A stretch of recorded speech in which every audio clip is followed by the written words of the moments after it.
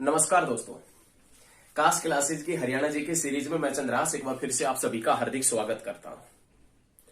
हरियाणा जी के सीरीज में आज का हमारा टॉपिक है आज का वो कुरुक्षेत्र है। कुरुक्षेत्र डिस्ट्रिक्ट के पॉइंट का जिक्र करेंगे। कुरुक्षेत्र बहुत ही ज्यादा इंपॉर्टेंट टॉपिक अपने आप में एग्जाम की दृष्टि से। यहां से एक नहीं, कम से कम 2-3 क्वेश्चन एग्जाम में निकलते ही निकलते हैं कुरुक्षेत्र से। प्रत्येक एग्जाम में क्वेश्चन पूछा जाता है कौन से डिस्ट्रिक्ट से, कुरुक्षेत्र डिस्ट्रिक्ट से। देखिए, कुरुक्षेत्र जिसे धर्मनगरी के भी नाम से जानते हैं, उसके सभी पॉइंटों का आज हम अध्ययन करेंगे। बस आप दिल थाम के बैठे रहिएगा, लगातार वीडियो देखिएगा। लगातार वीडियो देखेंगे तो आपको मजा आएगा और एक बेहतरीन शिखर तक आप पहुंचेंगे। तो आइए अब कुरुक्षेत्र की शुरुआत करते हैं। आप अपनी बुक के अंदर हेडिंग डाल लीजिए कुरुक्षेत्र। हम भी यहां पर हेडिंग डाल लेते हैं कुरुक्षेत्र, जिसे किस नाम से जानते हैं, धर्मनगरी के नाम से भी जाना जाता है। याद रखिएगा कुरुक्षेत्र। सबसे पहला पॉइंट यहां पर यह बनता है कि कुरुक्षेत्र बना कब था। कुरुक्षेत्र जो डिस्ट्रिक्ट है, ये कुरुक्षेत्र डिस्ट्रिक्ट कब बना था, तो आपने याद रखना 23 जनवरी 1973। 23 जनवरी 1973 के अंदर कुरुक्षेत्र डिस्ट्रिक्ट बना था। याद रखिएगा 23 जनवरी 1973 के अंदर कुरुक्षेत्र डिस्ट्रिक्ट बना था। याद रखना ये सभी चीजें। उसके बाद में नाम आता है राजा कुरु के नाम पर। राजा कुरु के नाम पर बसाया गया शहर है। राजा कुरु के नाम पर बसाया गया शहर है कुरुक्षेत्र। अब एक बार राजा कुरु कौन थे और इसे कुरुक्षेत्र को धर्मनगरी राजा कुरु के कारण ही कहा जाता है, ये सभी पॉइंट हम एक बार देख लेते हैं। उसके बाद में आगे बढ़ते हैं। वीडियो को, यदि आपको वीडियो अच्छा लगता है ना, तो लाइक, कमेंट और शेयर अवश्य करें। ज्यादा से ज्यादा शेयर करें, क्योंकि बस दिल थाम के बैठे रहिएगा, मजा आएगा पढ़ने में, नहीं इंटरेस्ट बनेगा। देखना, राजा कुरु हुआ करते थे वीर संचरण के पुत्र। वीर संचरण, राजा वीर संचरण के एक पुत्र का नाम था राजा कुरु। ये राजा कुरु अत्यधिक मात्रा में दानवीर हुआ करते थे, अत्यधिक दानवीर थे। और इसी दानवीर के कारण ही, इसी दानवीर राजा कुरु के कारण ही कौन से शहर का नाम पड़ा है, कुरुक्षेत्र का नाम पड़ा है। तो आपने लिखना कैसे है, वो लिखना इस प्रकार से है, वीर संचरण के पुत्र थे राजा कुरु और ये एक महान दानवीर शासक थे और इसी के नाम पर कुरुक्षेत्र का नामकरण हुआ है। ये जो राजा कुरु हुआ करते थे, इसी के नाम पर कुरुक्षेत्र पड़ा है। इनकी भक्ति व आस्था देखकर, इनकी भक्ति व आस्था देखकर भगवान विष्णु अत्यधिक प्रसन्न हुए थे। इनकी भक्ति व आस्था देखकर भगवान विष्णु अत्यधिक प्रसन्न हुए थे और भगवान विष्णु ने कुरुक्षेत्र को धर्मनगरी के नाम से, देवभूमि के नाम से अलंकृत किया था। आपने याद रखना है, राजा कुरु की भक्ति और आस्था देखकर, राजा कुरु की भक्ति और आस्था देखकर भगवान विष्णु अत्यधिक प्रसन्न हुए और कुरुक्षेत्र की जो भूमि है, कुरुक्षेत्र की भूमि, इस कुरुक्षेत्र की भूमि को धर्म भूमि और देवभूमि के नाम से अलंकृत किया था। तो ये सभी पॉइंट नोट कीजिएगा, बहुत अच्छे याद रखें। राजा कुरु वीर संचरण के पुत्र थे। राजा कुरु के नाम पर बसाया गया है कुरुक्षेत्र। और ये राजा कुरु जो भक्ति और आस्था में बहुत ज्यादा विश्वास रखते थे, इनकी भक्ति और आस्था में इतनी शक्ति थी कि भगवान विष्णु भी खुश हो गए थे और भगवान विष्णु ने इनकी भक्ति और आस्था को देखकर कुरुक्षेत्र को देवभूमि के नाम से, देवभूमि के नाम से और धर्मभूमि के नाम से जाना था। उसके बाद में या अलंकृत किया था, एक ही पॉइंट है। राजा कुरु है, इस राजा कुरु ने इस स्थान के ऊपर हल भी चलाया था। याद रखिएगा, राजा कुरु ने हल कौन से डिस्ट्रिक्ट में चलाया था, तो याद रखिएगा कुरुक्षेत्र डिस्ट्रिक्ट में। राजा कुरु ने कुरुक्षेत्र डिस्ट्रिक्ट के अंदर हल भी चलाया था। ये सभी पॉइंट नोट कीजिएगा, बहुत अच्छे पॉइंट है, सभी पॉइंट नोट कीजिएगा। ये तो कुरुक्षेत्र की शुरुआत है। राजा कुरु के नाम पर बसाया गया शहर है, वीर संचरण का पुत्र था। उसके बाद में आगे बढ़ते हैं।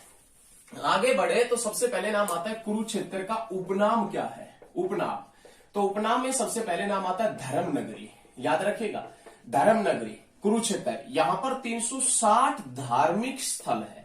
360 धार्मिक स्थल कहां पर है, कुरुक्षेत्र के अंदर। लेकिन आपसे ये पूछे कि 360 बावड़ियों का कस्बा, 360 बावड़ियों का कस्बा पिंजौर पंचकुला के अंदर, याद रखिएगा। लेकिन बावड़ियों व तालाबों का नगर नारनौल के अंदर। और यदि आपसे पूछेगा कि 360 धार्मिक स्थल कहां पर है, तो आप बता देना कुरुक्षेत्र के अंदर है। उपनाम क्या है, धर्मनगरी। और दूसरा उपनाम क्या है, सिटी ऑफ पार्क्स के नाम से भी जाना जाता है।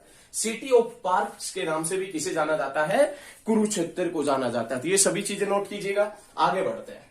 आगे बढ़े तो कुरुक्षेत्र का एरिया का नाम आता है एरिया क्षेत्रफल। कुरुक्षेत्र का क्षेत्रफल कितना है तो 1530 वर्ग किलोमीटर। कुरुक्षेत्र का क्षेत्रफल 1530 वर्ग किलोमीटर है। उसके बाद में नाम आता है कुरुक्षेत्र की विधानसभा सीटों का। कुरुक्षेत्र की जो विधानसभा की सीट है, विधानसभा की सीट है 4। कुरुक्षेत्र में विधानसभा की सीटें कितनी है? 4 विधानसभा की सीटें हैं। 4 विधानसभा की सीट कौन कौन सी है? लाडवा, थानेसर, पेहुआ और शाहाबाद। लाडवा, थानेसर, पेहुआ और शाहाबाद, ये शाहाबाद कुरुक्षेत्र की एससी रिजर्व सीट है। लाडवा, थानेसर, पेहुआ और शाहाबाद कुरुक्षेत्र की एससी रिजर्व सीट है। तो भैया आपने याद क्या रखना है? आपने एक पॉइंट देखा होगा, हम कौन से डिस्ट्रिक्ट का जिक्र कर रहे हैं? कुरुक्षेत्र। लेकिन कुरुक्षेत्र के नाम से इन 4 सीटों में से कोई सीट नहीं है। आपने ये याद रखना है, हरियाणा का एकमात्र जिला जिसके जिले के नाम पर कोई भी विधानसभा सीट नहीं है। हरियाणा का एकमात्र जिला जिसके जिले के नाम पर कोई भी विधानसभा सीट नहीं है, कुरुक्षेत्र। देखिएगा 4 सीट है, चारों में से कोई भी कुरुक्षेत्र के नाम से नहीं है। तो याद रखिएगा हरियाणा का एकमात्र जिला ऐसा है कुरुक्षेत्र जिसके जिले के नाम पर कोई भी सीट नहीं है। लेकिन ये पूछे कि हरियाणा का एकमात्र जिला जिसके जिले के नाम पर एससी रिजर्व सीट है, जिले के नाम पर एससी रिजर्व सीट कौन सी है? झज्जर है। चलो आगे बढ़ते हैं। अब बात करें कुरुक्षेत्र की। कुरुक्षेत्र कौन से मंडल के अधीन है? तो कुरुक्षेत्र अंबाला मंडल के अधीन है। कौन से मंडल के अधीन है? अंबाला मंडल के अधीन है। कुरुक्षेत्र में उपमंडल कितने हैं? तो उपमंडल 4 है, थानेसर, लाडवा, पेहुआ, शाहाबाद। उपमंडल 4, थानेसर, लाडवा, पेहुआ और शाहाबाद है। तहसील कितनी है? तहसील 3 है, थानेसर, लाडवा, शाहाबाद। उप तहसील कितनी है? उप तहसील भी 3 है, लाडवा, इस्लामाबाद और बबैन। याद रखिएगा, लाडवा, इस्माइलाबाद और बबैन। बबैन जो है ये कुरुक्षेत्र की तहसील है। ये एग्जाम में पूछ चुका है। एग्जाम में पूछा था बबैन कौन से डिस्ट्रिक्ट की उप तहसील है, या बबैन कौन से डिस्ट्रिक्ट में पड़ता है। बबैन कौन से डिस्ट्रिक्ट की उप तहसील है, या बबैन कौन से डिस्ट्रिक्ट में पड़ता है। तो आप क्या बताएंगे कि बबैन कहां पर पड़ता है? कुरुक्षेत्र में। ये एचएसएससी पूछ चुका है। एक बार फिर से बता देते किस प्रकार पूछा था एचएसएससी ने। आप नोट कर लीजिए कि बबैन कौन से जिले की उप तहसील है, बबैन कौन से जिले की उप तहसील है, और बबैन कौन से डिस्ट्रिक्ट में पड़ता है। तो आप याद रखिएगा कौन से डिस्ट्रिक्ट में पड़ता है? कुरुक्षेत्र के अंदर। उसके बाद में खंड के पॉइंट की बात करें, खंड जिसमें नाम आता है लाडवा, शाहाबाद, थानेसर, बबैन, पिपली और इस्माइलाबाद। याद रखिएगा, लाडवा, शाहाबाद, थानेसर, बबैन, पिपली, इस्माइलाबाद, ये कुरुक्षेत्र के खंड है। याद रखिएगा कुरुक्षेत्र के खंड है। तो ये सभी डाटा आप तुरंत नोट कीजिएगा। सारे पॉइंट आप साथ के साथ में नोट करते हुए चलिएगा। बहुत मजा आएगा पढ़ने में। इंटरेस्ट अभी से तो बनना शुरू हुआ है, अभी से तो शुरुआत हुई है। अब देखना इंटरेस्ट बनेगा धीरे धीरे, बहुत मजा आएगा। देखना एकदम बिल्कुल मजा आ जाएगा पढ़ने में आपको। तो देखें, ये नोट करें साथ के साथ में। बहुत अच्छे, लगातार स्टूडेंट जुड़े रहे हमारे साथ में लगातार, और वीडियो को साथ के साथ में शेयर करते रहे। ज्यादा से ज्यादा शेयर करें वीडियो को, लाइक वगैरह भी करते रहे साथ के साथ में। अब देखें नेक्स्ट पॉइंट देखें। अब हम सबसे पहले बात करेंगे कुरुक्षेत्र के डेट से संबंधित क्वेश्चन। डेट के कुरुक्षेत्र में जो भी तिथि से संबंधित क्वेश्चन है, चाहे वो इतिहास से लेकर, चाहे इतिहास का क्वेश्चन हो या उससे भी पुराना कोई क्वेश्चन हो और कोई नया क्वेश्चन हो, उन सभी का एक बार डिस्कशन इस वीडियो के अंदर हम करने जा रहे हैं। सबसे पहले हम बात करेंगे गुप्त वंश की। भाई गुप्त वंश एक समय ऐसा था कि गुप्त वंश पतन की ओर था। मतलब गुप्त वंश की धीरे धीरे क्या हो रही थी? समाप्ति हो रही थी। अब जैसे ही गुप्त वंश की समाप्ति हुई, काफी राजवंश उभर कर सामने आए। गुप्त वंश की जैसे ही समाप्ति होती है, गुप्त वंश के बाद में काफी राजवंश उभर कर सामने आए। इन राजवंशों में से एक वंश हुआ करता था पुष्यभूति वंश। पुष्यभूति वंश। गुप्त वंश की समाप्ति के बाद में थानेसर के अंदर एक वंश की स्थापना हुई, और वो वंश कौन सा था? तो आप याद रखिएगा, वो वंश हुआ करता था पुष्यभूति वंश। अब क्वेश्चन ये बनता है कि पुष्यभूति वंश के संस्थापक कौन थे? तो पुष्यभूति वंश के जो संस्थापक थे वो खुद स्वयं पुष्यभूति थे।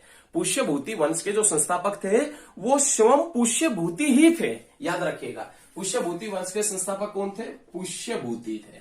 याद रखिएगा, ये पुष्यभूति क्या पहले एक अच्छे सैनिक थे या सेनापति थे या एक पहले ही राजा वगैरह हुआ करते थे उसके बाद में वंश की नींव रख दी, या अत्यधिक शक्तिशाली व्यक्ति थे? तो आप याद रखिएगा, पुष्यभूति गुप्त वंश की सेना के अंदर सेनापति हुआ करते थे। क्वेश्चन आपने नोट करना है, आपने अपनी बुक के अंदर क्या लिखना है वो देखें। गुप्त वंश के सेनापति, गुप्त वंश के सेनापति पुष्यभूति ने थानेसर में एक स्वतंत्र वंश की नींव डाली और उस वंश का नाम क्या हुआ करता था? पुष्यभूति वंश हुआ करता था। ये आपने नोट करना है। फिर से एक बार सुन लीजिए, गुप्त वंश के सेनापति पुष्यभूति ने थानेसर में एक पुष्यभूति वंश की नींव डाली। इस पुष्यभूति के बाद में पुष्यभूति वंश का संस्थापक कौन हुआ? पुष्यभूति। अब पुष्यभूति वंश में पुष्यभूति जब राजा था तो इसके बाद में 3 राजा और बने थे, और 3 राजा बनने के बाद में इसका जो साम्राज्य किसके हाथों आ गया था? तो आप याद रखिएगा, प्रभाकर वर्धन के हाथों में आ गया था। क्वेश्चन एग्जाम में यह भी पूछा गया है, क्वेश्चन एग्जाम में एक बार यह भी पूछा गया है कि पुष्यभूति वंश को बाद में किस नाम से जाना गया था? तो आप याद रखिएगा, वर्धन वंश के नाम से। देखिए, समझने में थोड़ा कठिनाई हो सकता है। जो भी चीजें अच्छी समझने लायक होती है ना, उसको समझने में दिक्कत होता ही है। जो भी चीजें अच्छी होती है उनको समझने में दिक्कत होता है। जैसे अच्छी बुकें होती है तो उनको पढ़ने में भी दिक्कत होता है, अच्छे लोगों को समझने में भी दिक्कत होता है। तो अच्छी जो पढ़ाई है उसको समझने में भी थोड़ा सा दिक्कत हो सकता है। पुष्यभूति वंश को बाद में वर्धन वंश के नाम से भी जाना गया था। ये एचएसएससी क्वेश्चन पूछ चुका है, और जो हम बताते हैं एचएसएससी ने क्वेश्चन पूछा, ये हकीकत में पूछा है, क्योंकि आपने भी एग्जाम दिए होंगे, उसमें आप भी देख सकते हैं। पुष्यभूति वंश को बाद में वर्धन वंश के नाम से जाना गया था। ये पॉइंट आप नोट कर लीजिए। पुष्यभूति जो शासक था जिसने पुष्यभूति वंश की नींव डाली थी, इस पुष्यभूति शासक के बाद में 3 राजा और बने थे, और 3 राजा बनने के बाद में राजा कौन बना था? प्रभाकर वर्धन। प्रभाकर वर्धन राजा कब बने थे? तो 580 ईस्वी के अंदर प्रभाकर वर्धन राजा बने थे। कौन से वंश के शासक थे? वर्धन वंश के। ये हम पहले बता चुके हैं कि पुष्यभूति वंश को किस नाम से जाना गया था? वर्धन वंश के नाम से जाना गया था। अब एक बार हम प्रभाकर वर्धन से चीज की शुरुआत करते हैं, ऊपर से अच्छे तरीके से उसमें देखें। तो ये चीजें याद रखिएगा। पुष्यभूति जो वंश है उसको बाद में किस नाम से जाना गया था? वर्धन वंश के नाम से भी जाना गया था। तो देखें, प्रभाकर वर्धन राजा बने। प्रभाकर वर्धन वर्धन वंश के जो हुआ करते थे राजा, वर्धन वंश के, ये प्रभाकर वर्धन राजा कब बने? 580 ईस्वी में। उसके बाद में हर्षवर्धन का जन्म हुआ। हर्षवर्धन का जन्म हुआ कब? तो याद रखिएगा, हर्षवर्धन का जन्म हुआ 590 ईस्वी में। हर्षवर्धन का जन्म कब हुआ? 590 ईस्वी में। इस प्रभाकर वर्धन के 3 संतान हुआ करती थी। प्रभाकर वर्धन जो है इसके कितनी संतान थी? तो आप याद रखिएगा, 3 संतान थी। प्रभाकर वर्धन के 3 संतान थी। 3 संतान कौन कौन सी थी? तो जिसमें एक तो हुआ करती थी लड़की और 2 हुआ करते थे लड़के। 2 लड़के थे। लड़कों में जिसमें नाम आता है राज्यवर्धन का, और जिसमें नाम आता है किसका? हर्षवर्धन का नाम आता है। ये 2 तो लड़के थे, और लड़की जो हुआ करती थी वो कौन हुआ करती थी? राज्यश्री। ये लड़की हुआ करती थी। कहने का मतलब राज्यवर्धन और हर्षवर्धन की बहन का नाम था राज्यश्री। यही तो हुआ भाई। प्रभाकर वर्धन वर्धन वंश के राजा बने 580 ईस्वी में। हर्षवर्धन का जन्म हुआ 590 ईस्वी में। हर्षवर्धन के भाई थे राज्यवर्धन और इसकी बहन थी राज्यश्री। प्रभाकर वर्धन की 3 संतानें थी, एक लड़की 2 लड़के, एक लड़की राज्यश्री और 2 लड़के राज्यवर्धन और हर्षवर्धन हुआ करते थे। याद रखिएगा। उसके बाद में क्वेश्चन ये बनता है, जो ये राज्यश्री है, इस राज्यश्री का विवाह किसके साथ में हुआ था? तो याद रखिएगा, राज्यश्री का विवाह हुआ था कन्नौज के मोखरी राजा ग्रहवर्मन के साथ में।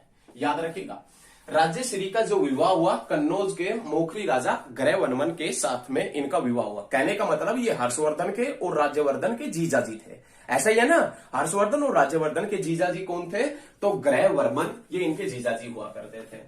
अब होता क्या है कि 605 ईस्वी के अंदर, 605 ईस्वी में शासक बनता है वर्धन वंश का, कौन? राज्यवर्धन शासक बना। कौन बना? राज्यवर्धन शासक बना।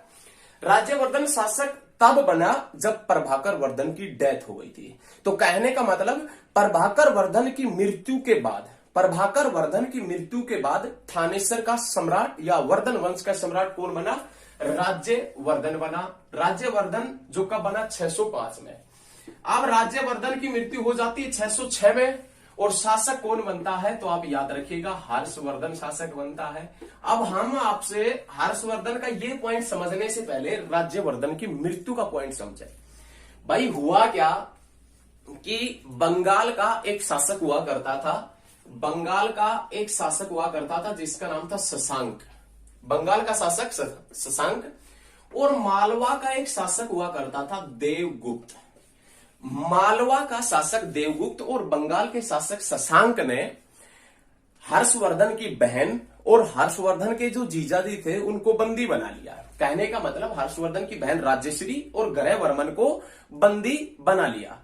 अब बंदी बना लिया, ये राज्यवर्धन के शासनकाल की बातें हैं। राज्यवर्धन को जब इस बात का पता चला कि तुम्हारी बहन और तुम्हारे जीजाजी बंदी बना लिए गए हैं, तो राज्यवर्धन उनको छुड़ाने के लिए जाते हैं। लेकिन उस समय तक कन्नौज के जो राजा हुआ करते थे, मोखरी राजा ग्रहवर्मन, उसकी हत्या कर दी जाती है। हत्या कौन करता है? तो बंगाल का शासक शशांक और मालवा का शासक देवगुप्त, उन दोनों उसकी हत्या कर देता है। किसकी हत्या कर देता है? ग्रहवर्मन की हत्या कर देता है। अब इनकी बहन बंदी बनाई हुई थी। बहन कौन थी? राज्यश्री। अब जैसे ही राज्यवर्धन वहां पर छुड़ाने के लिए जाता है, तो बंगाल के शासक शशांक और मालवा के शासक देवगुप्त ने राज्यवर्धन की भी हत्या कर दी। राज्यवर्धन की भी हत्या कर दी। दोनों ने पहले तो ग्रहवर्मन की हत्या की, ये छुड़ाने के लिए गया तो भाई साहब, या उन दोनों स्थानों को जीतने के लिए गया तो शशांक और देवगुप्त ने दोनों की इसकी भी हत्या कर दी साथ में। अब जैसे ही इसकी हत्या हुई, शशांक और देवगुप्त ने किसके ऊपर अधिकार कर लिया? तो आप याद रखिएगा, कन्नौज के ऊपर अधिकार कर लिया। अब डेथ राज्यवर्धन की भी हो चुकी थी। अपने जीजाजी और जीजी को सिस्टर को छुड़ाने के लिए गए थे। अब वहां पर जब छुड़ाने के लिए गए तो राज्यवर्धन को भी मौत के घाट उतार दिया गया था। अब जैसे ही राज्यवर्धन की डेथ हुई, शासक बना हर्षवर्धन। हर्षवर्धन शासक बना कब? 606 ईस्वी के अंदर। किसकी मृत्यु के बाद में? राज्यवर्धन की मृत्यु के बाद में। शासक कब तक रहा? 647 तक। कितने साल रहा? तो आपने याद रखना, 41 साल तक हर्षवर्धन ने शासन किया था। तो ये पॉइंट बहुत बेहतरीन है, एक बार आप समझने की कोशिश कीजिए। हर्षवर्धन शासक बनता है 606 ईस्वी के अंदर। हर्षवर्धन शासक रहता है 647 में, 647 तक, और कितने साल तक रहता है? 41 साल तक। पहला पॉइंट ये नोट कीजिए कि हर्षवर्धन प्रत्येक 5 साल में इलाहाबाद प्रयागराज के अंदर एक धार्मिक सभा करता था, और जितना भी धन कमाता था वो सारा धन दान कर दिया करता था प्रत्येक 5 साल में। तो 41 साल में लगभग कितनी बार की थी इन्होंने धार्मिक सभाएं? 8 बार इन्होंने धार्मिक सभाएं की होगी, याद रखिएगा। उसके बाद में हर्षवर्धन अपने भाई का बदला लेने के लिए, अपने भाई कौन? राज्यवर्धन। ये हर्षवर्धन का भाई है राज्यवर्धन, श्योर है, हर्षवर्धन का भाई राज्यवर्धन। इसका बदला लेने के लिए हर्षवर्धन मालवा और बंगाल जाते हैं, और मालवा और बंगाल को जीत लेते हैं। हर्षवर्धन एक प्रतापी शासक थे, वर्धन वंश के सर्वव्यापी या सर्व प्रतापी शासक कौन हुआ करते थे? हर्षवर्धन हुआ करते थे। याद रखिएगा, हर्षवर्धन अपने भाई का बदला लेने के लिए मालवा और बंगाल जाते हैं, मालवा और बंगाल को जीत लेते हैं। हर्षवर्धन ने कौन कौन से क्षेत्र को जीता था? तो याद रखिएगा, मालवा, बंगाल, पंजाब को जीता था, कश्मीर को जीता था, नेपाल को अपने साम्राज्य में मिलाया था, और उड़ीसा को अपने साम्राज्य के अंदर मिलाया था। तो याद रखिएगा, उड़ीसा, नेपाल, कश्मीर, पंजाब, बंगाल और मालवा, ये इन सभी को हर्षवर्धन ने अपने साम्राज्य के अंदर मिलाया था। उसके बाद में हुआ क्या, एक बार हर्षवर्धन है, ये 634 ईस्वी में, हर्षवर्धन 634 ईस्वी में हर्षवर्धन 634 ईस्वी में, 634 है वही, 634 ईस्वी में चालुक्य वंश के शासक पुलकेशियन द्वितीय से हारे थे। चालुक्य वंश के शासक हुआ करते थे पुलकेशियन द्वितीय से हार गए। याद रखिएगा पुलिकेशियन सेकंड से। हर्षवर्धन 634 ईस्वी में चालुक्य वंश के शासक पुलिकेशियन द्वितीय से हारे थे। और ये कौन सी नदी के तट के ऊपर हारे थे? तो आपने याद रखना नर्मदा नदी के तट पर हारे थे। तो ये पॉइंट भाई, ये 3 पॉइंट बनते, चार क्वेश्चन है एक में। हर्षवर्धन हारे कब? 634 में। कौन से वंश के शासक है? चालुक्य वंश के शासक। कौन सी नदी के ऊपर? नर्मदा नदी के ऊपर। किस शासक से हारे थे? पुलकेशियन द्वितीय से हारे थे हर्षवर्धन। तो ये सभी चीजें याद रखिएगा। अत्यधिक मात्रा में गर्मी हो रही है और अभी लगभग दोपहर के 12 और 1 के बीच का समय है। हम आपके लिए काफी मेहनत कर रहे हैं, आप भी हमारे साथ में लगातार मेहनत करें। नहीं, बहुत भयंकर तरीके वाली गर्मी हो रही है। लगातार मेहनत जारी रखें आप, साथ के साथ में वीडियो को लगातार शेयर वगैरह भी करते रहें। आगे देखें भाई, ये चारों पॉइंट आपने नोट कर लिए होंगे। चारों पॉइंट याद रखिएगा। हर्षवर्धन 634 ईस्वी में नर्मदा नदी के शासक पुलकेशिन द्वितीय से हारा था। उसके बाद में क्वेश्चन आता है कि हर्षवर्धन जिसका जन्म हुआ था 590 ईस्वी में और हर्षवर्धन जिसकी मृत्यु हुई 647 के अंदर। हर्षवर्धन का जन्म कौन सी शताब्दी में हुआ था? 6वीं शताब्दी में। और मृत्यु कौन सी शताब्दी के अंदर हुई थी? 7वीं शताब्दी के अंदर। याद रखिएगा, हर्षवर्धन का जन्म हुआ 6वीं शताब्दी में और हर्षवर्धन की मृत्यु हुई थी वो कौन सी शताब्दी में हुई थी? 7वीं शताब्दी में। इस हर्षवर्धन के शासनकाल में एक चीनी यात्री आया था, हेनसांग। हर्षवर्धन के शासनकाल में एक चीनी यात्री हेनसांग भारत आया था। और ये हेनसांग भारत कब आया था? तो 629 ईस्वी के अंदर। 629 ईस्वी के अंदर हेनसांग भारत आया था। लेकिन आपसे ये पूछे कि हेनसांग ने थानेसर की यात्रा कब से कब की थी? तो आपने याद रखना, हेनसांग ने थानेसर की यात्रा कब से कब की थी? तो 635 से लेकर और 644 तक। ये 635 से लेकर 644 ईस्वी तक हेनसांग ने थानेसर की यात्रा की थी। तो बहुत अच्छा पॉइंट है, बहुत बढ़िया पॉइंट है, याद रखिएगा। हेनसांग हर्षवर्धन के शासनकाल में एक चीनी यात्री भारत आया 629 में। और वो हेनसांग जो थानेसर के अंदर कब से कब रहा? 635 से लेकर 644 तक रहा था। लेकिन इस हेनसांग ने एक पुस्तक लिखी थी, उस पुस्तक का नाम क्या था? सी यू की। हेनसांग की एक पुस्तक थी जिसका नाम था सी यू की। हेनसांग की पुस्तक हुआ करती थी, इसको थोड़ा ऊपर लिख देते हैं, सी यू की। ये हेनसांग की पुस्तक का नाम है, सी यू की। सी यू की पुस्तक किसने लिखी थी? हेनसांग ने। और इस सी यू की पुस्तक में कौन से नगर का वर्णन मिलता है? तो याद रखिएगा, थानेसर नगर का वर्णन मिलता है। तो याद रखिएगा, हेनसांग ने एक पुस्तक लिखी जिसका नाम हुआ करता था सी यू की। और उस सी यू की में कौन से नगर का वर्णन मिलता है? तो याद रखिएगा, थानेसर का। लेकिन ये जो हेनसांग है, इसे नेशनल जीके के अंदर या हिस्ट्री के अंदर किस नाम से जानता है?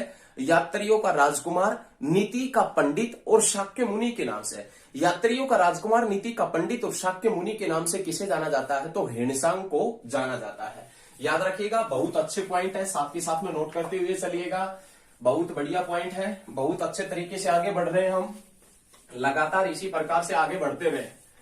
हेनसांग का पॉइंट क्लियर होना चाहिए। हेनसांग कब आया था? तो 629 ईस्वी में। यहां पर कब रहा था? 635 से 644 तक थानेसर में रहा था।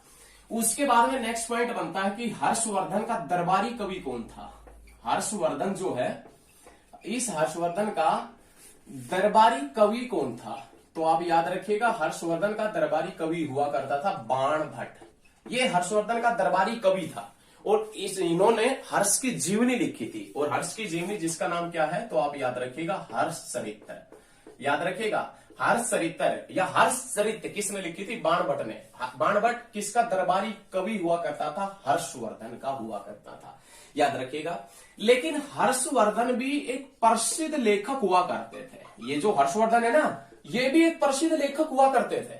और इनकी जो रचना है वो कौन कौन सी है? नागानंद, नागानंद प्रियदर्शिका, नागानंद प्रियदर्शिका और रत्नावली।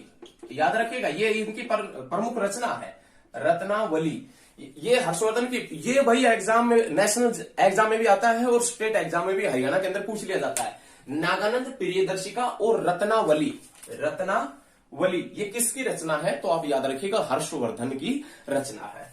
उसके बाद में नाम आता है हर्षवर्धन ने कौन से विश्वविद्यालय को अनुदान दिया था? याद रखिएगा विश्वविद्यालय, हर्षवर्धन ने कौन से विश्वविद्यालय को अनुदान दिया था? नालंदा विश्वविद्यालय को अनुदान दिया था। तो ये चीजें याद रखिएगा, कौन से को? नालंदा को। हर्षवर्धन ने आश्रय प्रदान किस किस को किया था? तो अपने दरबार में हर्षवर्धन ने किस किस को अपने दरबार में आश्रय प्रदान किया था? तो जिसमें नाम आता है दिवाकर, दिवाकर, जिसमें नाम आता है बाण, जिसमें नाम आता है भर्तहरि, भर्तहरि, और जिसमें नाम आता है जयसेन। ये याद रखिएगा, बहुत अच्छा टॉपिक है भाई। हर्षवर्धन ने अपने दरबार में किस किस को आश्रय प्रदान किया? तो दिवाकर, बाण, भर्तहरि और जयसेन को हर्षवर्धन ने अपने दरबार में आश्रय प्रदान किया था। उसके बाद में आपने याद रखना है हर्षवर्धन वर्धन वंश का सबसे प्रतापी और बहुआयामी शासक हुआ करता था।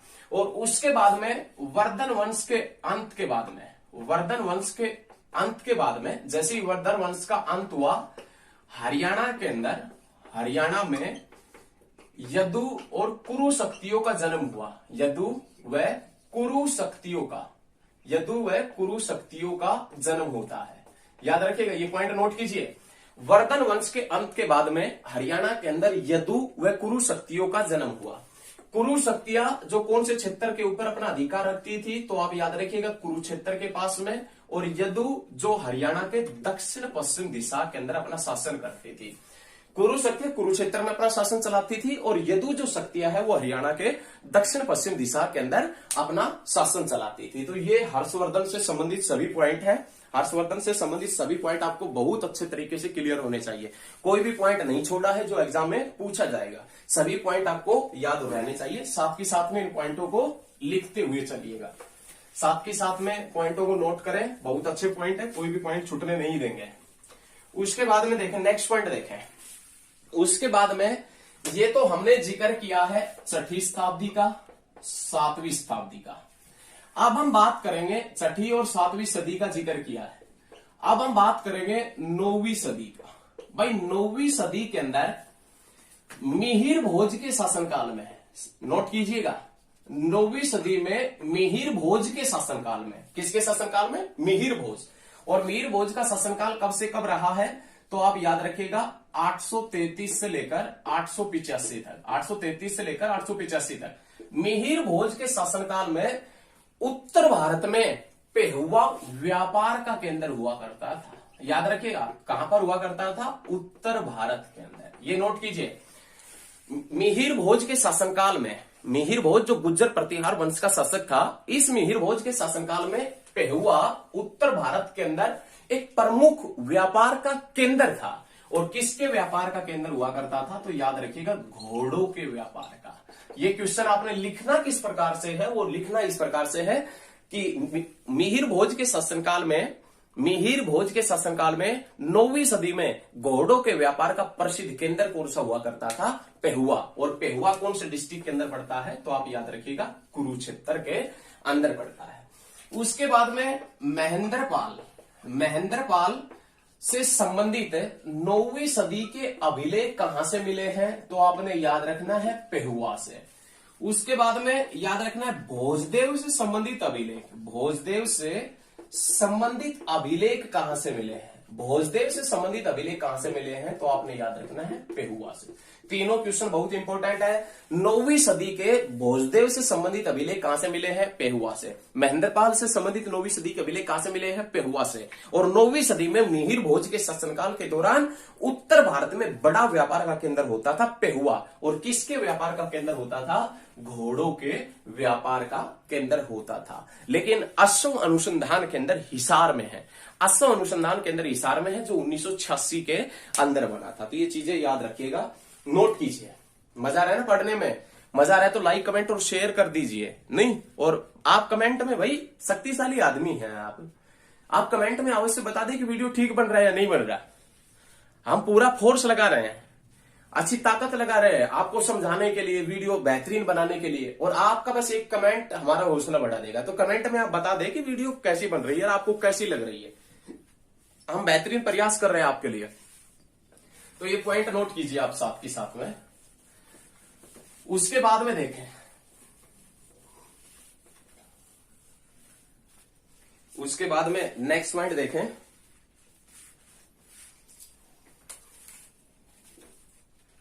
उसके बाद में नाम आता है 1009 और 1014 का। कौन सी शताब्दी का नाम आता है? 11वीं सदी का नाम आता है। 1009 में महमूद गजनवी ने पहली बार थानेसर के ऊपर आक्रमण किया था।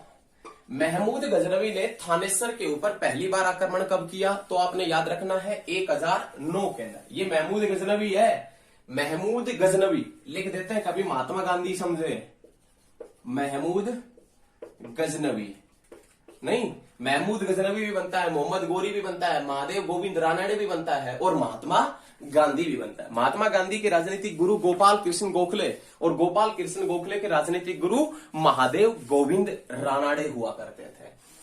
महमूद गजनवी ने थानेसर के ऊपर शासन किया या आक्रमण किया, सॉरी, महमूद गजनवी ने थानेसर के ऊपर पहली बार आक्रमण किया था 1009 के अंदर। 1009 में जब महमूद गजनवी ने थानेसर के ऊपर आक्रमण किया तो उस समय थानेसर का सम्राट कौन था? थानेसर का राजा कौन हुआ करता था? तो जयपाल हुआ करता था। जयपाल और महमूद गजनवी के बीच में युद्ध होता है, लेकिन जयपाल युद्ध हार जाता है और महमूद गजनवी युद्ध जीत जाता है। तो याद रखिएगा, महमूद गजनवी ने थानेसर के ऊपर पहली बार आक्रमण किया 1009 में और महमूद गजनवी ने थानेसर के ऊपर दूसरी बार, सेकेंड बार थानेसर के ऊपर आक्रमण किया 1014 के अंदर। याद रखिएगा, ये याद रखिएगा, महमूद गजनवी ने थानेसर को दूसरी बार कब लूटा था? महमूद गजनवी ने थानेसर को दूसरी बार कब लूटा था? 1014 के अंदर लूटा था। लेकिन इस महमूद गजनवी ने कन्नौज के ऊपर कब आक्रमण किया था? तो महमूद गजनवी ने कन्नौज के ऊपर आक्रमण किया था 1018 के अंदर। कब किया था? 1018। ये कन्नौज इसलिए बताया है क्योंकि आपने कन्नौज का अभी अभी पॉइंट पढ़ा है। कन्नौज का हर्षवर्धन से संबंधित पॉइंट था कन्नौज का, और कन्नौज के ऊपर इसने कब आक्रमण किया था? तो याद रखिएगा 1018 के अंदर किया था। लेकिन इस महमूद गजनवी के साथ में एक इतिहासकार आया था। इतिहासकार, महमूद गजनवी के साथ में आने वाला इतिहासकार कौन था? अल बरूनी।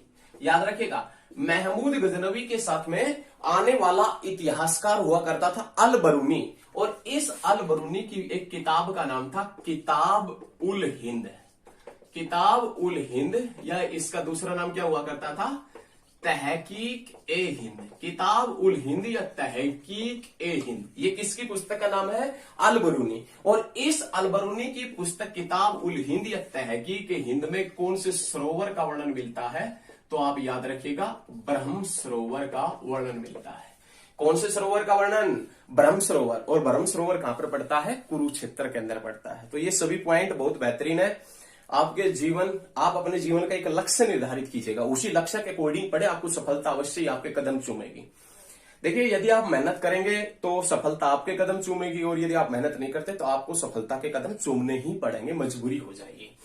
याद रखिएगा, तहकीक ए हिंद किताब उल हिंद अल बरूनी की पुस्तक है। अल बरूनी किसके साथ में आया था? महमूद गजनवी के साथ में आया था। अल बरूनी की पुस्तक किताब उल हिंद में कौन से सरोवर का वर्णन मिलता है? लास्ट में जो हमारा टॉपिक चला हुआ था वो कौन सा डिस्ट्रिक्ट था? तो आप याद रखिएगा, कुरुक्षेत्र डिस्ट्रिक्ट हुआ करता था।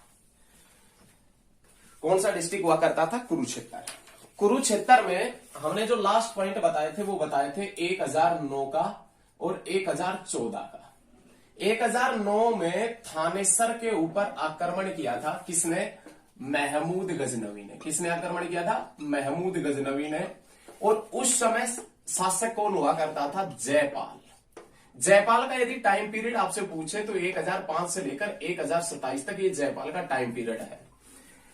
महमूद गजनवी ने थानेसर के ऊपर पहली बार आक्रमण किया 1005 के अंदर। उस समय शासक कौन हुआ करता था? जयपाल हुआ करता था। जयपाल का जो टाइम पीरियड है वो कब से कब तक था? 1005 से 1027 तक हुआ करता था। महमूद गजनवी ने थानेसर के ऊपर दूसरी बार आक्रमण किया 1014 में। महमूद गजनवी ने, याद रखिएगा, दूसरी बार आक्रमण किया। इस महमूद गजनवी के साथ में एक इतिहासकार आया था जिसका नाम हुआ करता था अल बरूनी, और इस अल बरूनी की एक पुस्तक थी किताब उल हिंद। किताब उल हिंद या तहकीक हिंद, किताब उल हिंद या तहकीक हिंद, उस किताब उल हिंद या तहकीक हिंद में कौन से सरोवर का वर्णन मिलता है? तो हमने आपसे बताया था उसमें मिलता है ब्रह्म सरोवर का वर्णन मिलता है। ये हमारा लास्ट पॉइंट था। अब हम आगे के पॉइंट की बात करें तो सबसे पहले जो पॉइंट आता है वो आता है 1832 का। देखिए हम कुरुक्षेत्र में सबसे पहले दिनांक से संबंधित पॉइंटों का डिस्कशन कर रहे हैं। आल-बरूनी का तक यहां तक जिक्र किया था, उसके बाद में आगे बढ़े तो सबसे पहले नाम आता है 1832 का। 1832 में एक राजा हुआ करता था जिसका नाम था राजा जमियत। इस राजा जमियत सिंह की हो गई मृत्यु, और राजा जमियत सिंह की जैसी मृत्यु हो गई, थानेसर को किस में मिला दिया गया? ईस्ट इंडिया कंपनी के अंदर।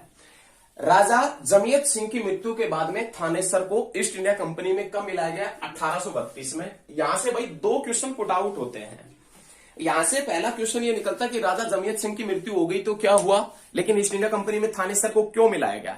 तो फर्स्ट क्वेश्चन ये बनता है कि भाई साहब राजा जमियत सिंह जो था उसका कोई उत्तराधिकारी नहीं था, और उत्तराधिकारी ना होने के कारण ही थानेसर को किस में मिलाया गया था? ईस्ट इंडिया कंपनी में। और कब मिलाया गया था? 1832 में। पॉइंट साथ के साथ में नोट करते हुए चलिएगा, मजा आएगा, दिल थाम के बैठे रहिएगा। देखिए यदि आप अत्यधिक मेहनत करते हैं, यदि आप अत्यधिक मेहनत करते हैं तो सफलता आपके कदम चूमेगी, और यदि आप मेहनत नहीं करते हैं तो सफलता के कदम आपको चूमने पड़ेंगे। देखें 1832 में राजा जमियत सिंह की मृत्यु के बाद में थानेसर को किसमें मिला दिया गया? ईस्ट इंडिया कंपनी में, क्योंकि राजा जमियत सिंह का कोई भी उत्तराधिकारी नहीं था। उसके बाद में नाम आता है नेक्स्ट डेट का क्वेश्चन 1845। 1845 में नाम आता है लाडवा का विद्रोह। लाडवा कहां पर है भाई? तो लाडवा है कुरुक्षेत्र के अंदर। एशिया महाद्वीप की दूसरी बड़ी अनाज मंडी है। एशिया महाद्वीप की दूसरी बड़ी अनाज मंडी कौन सी है? लाडवा। और लाडवा कौन से डिस्ट्रिक्ट में? कुरुक्षेत्र। और कुरुक्षेत्र डिस्ट्रिक्ट ऐसा डिस्ट्रिक्ट है जिसके जिले के नाम पर कोई भी विधानसभा सीट नहीं है। ये पॉइंट हम बता चुके हैं पहले। लाडवा का विद्रोह 1845 में हुआ था, और ये लाडवा का विद्रोह किसके नेतृत्व में हुआ था? अजीत सिंह के नेतृत्व में। किसके नेतृत्व में हुआ? अजीत सिंह। बहुत बेहतरीन पॉइंट है। लाडवा का विद्रोह 1845 अजीत सिंह के नेतृत्व में हुआ। देखिए सोचने और समझने की यहां पर दो बातें हैं। ससरौली का विद्रोह जोधा सिंह के नेतृत्व में हुआ, लाडवा का विद्रोह अजीत सिंह के नेतृत्व में हुआ। हमने उस समय भी आपसे पॉइंट बताया था कि एग्जाम में पर्सन किस प्रकार से एग्जामिनर पूछेगा, वो एक तरफ देगा विद्रोह, एक तरफ तो देगा विद्रोह, कौन से स्थान का विद्रोह हुआ, और एक तरफ देगा डेट, आपसे तारीख, एक तरफ दिनांक देगा। उनका आपस में मिलान करना है, और आपस में मिलान करने के बाद में जो आपका सही आंसर होगा तब आपको 1 नंबर मिलेगा। तो इस प्रकार से एग्जाम में आए हैं, और आपने देखा भी होगा, आपने अधिकतर एग्जाम दिए भी होंगे, या किसी कारणवश रह गए तो अब की बार आपको रहने नहीं देंगे। देखें लाडवा का विद्रोह 1845 में किसके नेतृत्व में हुआ? अजीत सिंह के नेतृत्व में। बहुत अच्छा पॉइंट है। उसके बाद में नाम आता है 1921 का। 1921 दिख रहा है ना? 1921 का पॉइंट आता है, कोई बात नहीं यहां पर लिख देते हैं 1921। 1921 के अंदर कुरुक्षेत्र में, कहां पर? कुरुक्षेत्र में गीता भवन संस्थान बनाया गया। गीता भवन संस्थान। यह गीता भवन संस्थान कुरुक्षेत्र में कब बना था? 1921 में। किसने बनवाया था? तो एक स्थान पड़ता है रीवा, और रीवा कहां पर है? तो याद रखिएगा मध्य प्रदेश। रीवा मध्य प्रदेश के राजा ने, रीवा मध्य प्रदेश के राजा ने कुरुक्षेत्र में गीता भवन संस्थान बनवाया। और यह गीता भवन संस्थान जिसका दूसरा नाम क्या है, या जिसे अन्य किस नाम से जाना जाता है? तो आप याद रखिएगा जिसे किस नाम से भी जाना जाता है, तो कुरुक्षेत्र पुस्तकालय के नाम से भी जाना जाता है। याद रखिएगा गीता भवन संस्थान जो है 1921 में रीवा मध्य प्रदेश के महाराजा ने बनवाया था, जिसे कुरुक्षेत्र पुस्तकालय के नाम से भी जाना जाता है। मजा आ रहा है ना? मजा आएगा। देखिए कोई भी पॉइंट है एग्जाम से संबंधित वो छूटने नहीं देंगे भाई, छूटने नहीं देंगे। लगातार बस आप थोड़ा सा अपना सहयोग बनाकर रखें, आप लगातार वीडियो देखते रहें, और यदि आपको वीडियो अच्छा लगता है तो ज्यादा से ज्यादा लाइक, कमेंट और शेयर भी करें। ज्यादा से ज्यादा सभी स्टडी ग्रुप में शेयर कर दें। नहीं, मजा आएगा पढ़ने में, और आपको पढ़ने में तभी मजा आएगा जब सामने वाला कोई चुनौती देने वाला होगा आपको। क्योंकि आपको जब थोड़ा बहुत आने लगता है तो आप स्वयं को पता नहीं क्या समझने लग जाते हैं। तो यदि आपके सामने भी कोई आपका दोस्त है, या कोई भी पड़ोसी है, या कोई रिश्तेदार है जो तैयारी कर रहा है गवर्नमेंट एग्जाम की, यदि वो आपको चुनौती देगा ना, तब मजा आएगा हकीकत में पढ़ने के लिए। आप उसको काटने की सोचेंगे, वो आपको काटने की सोचेगा, आपकी बेहतरीन तैयारी होगी एक तरीके से। कोई बात नहीं, बेहतरीन तैयारी करवाएंगे। ये सभी चीजें आप नोट कीजिए। तुरंत नोट करें, और यदि नोट नहीं किया है तो वीडियो को बैक करके नोट कर लीजिए। तो ये याद रखना है 1921 के अंदर गीता भवन संस्थान बना था, और गीता भवन संस्थान कहां पर है तो आपने याद रखना है कुरुक्षेत्र में, जिसे किस नाम से भी जाना जाता है तो याद रखिएगा कुरुक्षेत्र पुस्तकालय के नाम से भी जिसे जानते हैं। उसके बाद में नेक्स्ट पॉइंट आता है 1943 का। 1943 में धर्मक्षेत्र समाचार पत्र निकला था, धर्मक्षेत्र समाचार पत्र, और ये धर्मक्षेत्र समाचार पत्र कहां से निकला था 1943 में? कुरुक्षेत्र से। आपने याद रखना है विश्वव्यापी सनातन धर्म समाचार पत्र निकला अंबाला से 1943 में, कुरुक्षेत्र से धर्मक्षेत्र निकला 1943 में, और कायाकल्प समाचार पत्र सफीदो जींद से निकला था 1943 में। 100 घटा दें 1843 अंबाला छावनी बनी थी, अंबाला कैंट बना था 1843 के अंदर। तो ये चीजें याद रखनी है। उसके बाद में नेक्स्ट पॉइंट आता है 1952 का। 1952 के अंदर एक मंदिर बना जिसका नाम क्या है? बिड़ला मंदिर, जो कहां पर पड़ता है तो याद रखिएगा कुरुक्षेत्र के अंदर। चौंकिएगा नहीं, चौंकने की आवश्यकता नहीं है, चौंकने की आवश्यकता कोई भी आवश्यकता नहीं है, आप दिल थाम के बैठे रहिएगा। सभी पॉइंट क्लियर करना हमारी जिम्मेदारी है। आपको ये मंदिर किसी किसी बुक में 1955 भी मिल जाएगा, नो डाउट 1955 में भी मिल जाएगा कि कुरुक्षेत्र का जो बिड़ला मंदिर है वो कब बना, 1955 भी किसी किसी बुक में मिल जाएगा। लेकिन अधिकतर बुकों के अंदर क्या लिखा है? कुरुक्षेत्र का जो बिड़ला मंदिर है वो कुरुक्षेत्र का बिड़ला मंदिर कब बना था? 1952 के अंदर। बहुत अच्छे पॉइंट है, कब बना? 1952 के अंदर बना था। कौन सा मंदिर? बिड़ला मंदिर। लेकिन ये जो बिड़ला मंदिर है, इस बिड़ला मंदिर की दीवारों पर 700 श्लोक अंकित है। ये जो बिड़ला मंदिर है, इस बिड़ला मंदिर की जो दीवार है उसके ऊपर कितने श्लोक अंकित है? 700 श्लोक अंकित है। और ये 700 श्लोक अंकित किसके हैं तो आपने याद रखना है श्रीमद् भगवत गीता के।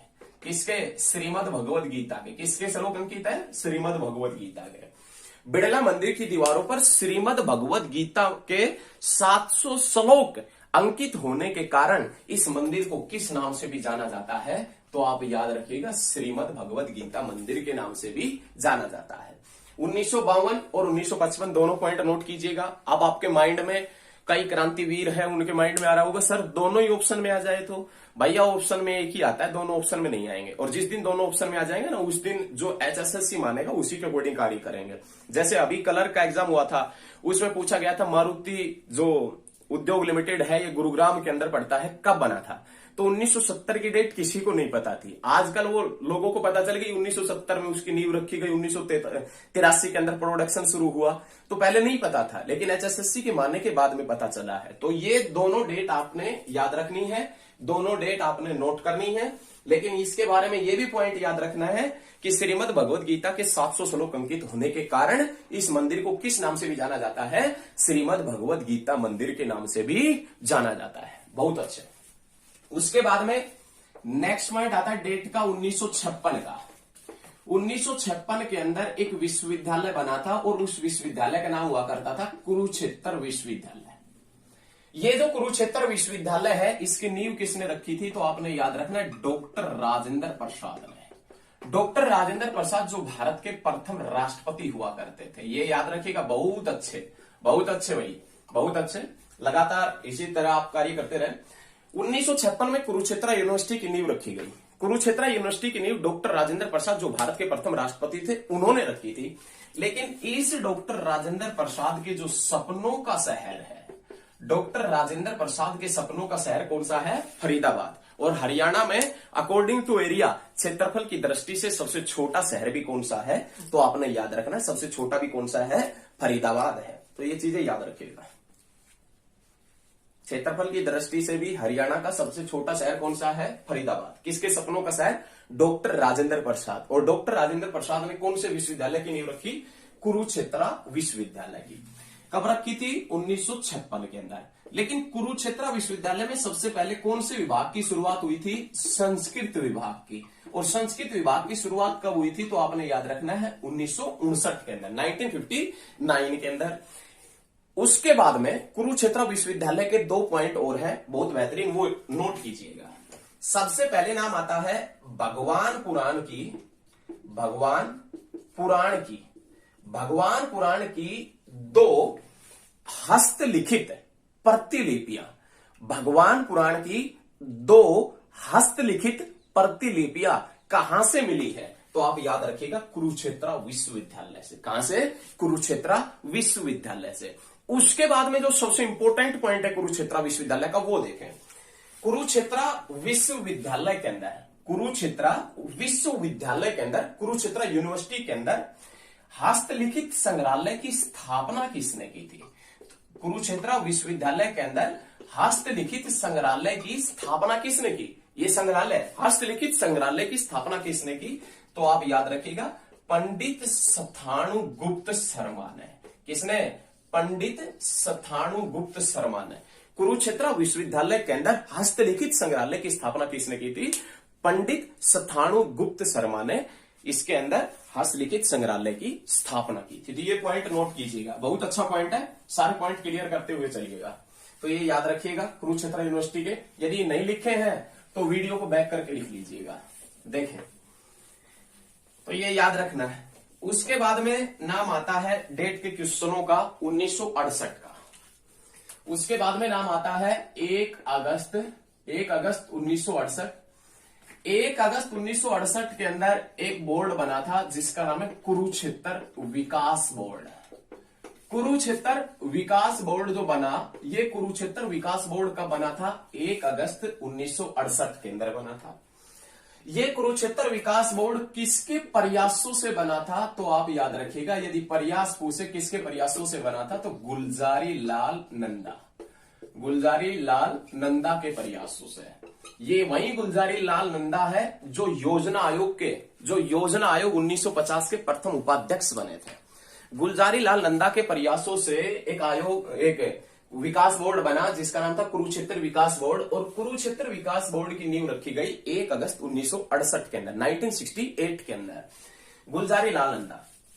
उसके बाद में इसके प्रथम अध्यक्ष कौन बने थे? फर्स्ट जो अध्यक्ष थे वो कौन बने? प्रथम अध्यक्ष कौन बने थे? तो आपने याद रखना है गुलजारी लाल नंदा, ये प्रथम अध्यक्ष बने थे। और इसके प्रथम उपाध्यक्ष कौन थे? तो आपने याद रखना है प्रथम उपाध्यक्ष थे बंशीलाल। ये इसके प्रथम उपाध्यक्ष हुआ करते थे, बंशीलाल।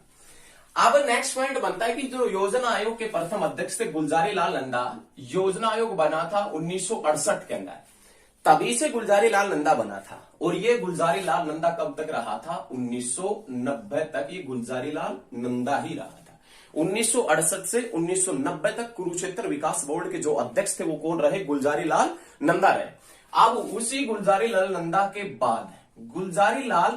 के बाद में यह घोषणा कर दी गई कि कुरुक्षेत्र विकास बोर्ड का जो अध्यक्ष होगा वह तो होगा राज्यपाल, और उपाध्यक्ष होगा वह होगा मुख्यमंत्री। तो वर्तमान में कुरुक्षेत्र बोर्ड का जो अध्यक्ष है, कुरुक्षेत्र विकास बोर्ड का अध्यक्ष है, ये कौन होता है? राज्यपाल होता है। और उपाध्यक्ष कौन होता है?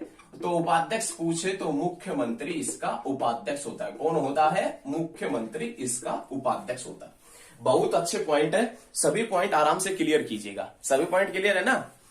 कुरुक्षेत्र विकास बोर्ड 1 अगस्त 1968 के अंदर बना। 1 अगस्त 1968 से लेकर और 1990 तक इसके अध्यक्ष थे वो कौन थे? गुलजारी लाल नंदा। गुलजारी लाल नंदा 1990 के बाद में ये घोषणा कर दी गई, गुलजारी लाल नंदा के बाद में, कि अध्यक्ष बनेगा राज्यपाल और उपाध्यक्ष होगा मुख्यमंत्री। तो वर्तमान में अध्यक्ष कौन होता है? जो हरियाणा का राज्यपाल होगा वो, और मुख्यमंत्री कौन होता है? जो हरियाणा का मुख्यमंत्री है तत्कालीन समय में, वो इसका मुख्यमंत्री होगा। याद रखें, मुख्यमंत्री चाहे बदलते रहे लेकिन मुख्यमंत्री बदलेगा तो अगला मुख्यमंत्री इसका अध्यक्छ बन जाएगा, राज्यपाल बदलेगा तो अगला राज्यपाल इसका अध्यक्ष बन जाएगा। उसके बाद में जो डेट का क्वेश्चन आता है वो नाम आता है 1969 का, 1969 का नाम आता है। कुरुक्षेत्र यूनिवर्सिटी से एक पत्रिका निकली थी जिसका नाम था journal of Haryana studies, journal of Haryana studies. Journal of Haryana studies जो पत्रिका है, हरियाणा स्टडीज जो पत्रिका है, ये कौन से यूनिवर्सिटी से निकलती है? कुरुक्षेत्र यूनिवर्सिटी से। पहली बार कब निकली थी? 1969 के अंदर। जर्नल ऑफ हरियाणा स्टडीज पत्रिका कुरुक्षेत्र यूनिवर्सिटी से कब निकली थी? 1969 के अंदर, 1969 के अंदर निकली थी। तो सभी पॉइंट क्लियर होने चाहिए, ये चीजें आप याद रखिएगा। उसके बाद में देखिएगा, आगे बढ़ते हैं। आगे देखें, नेक्स्ट पॉइंट देखें।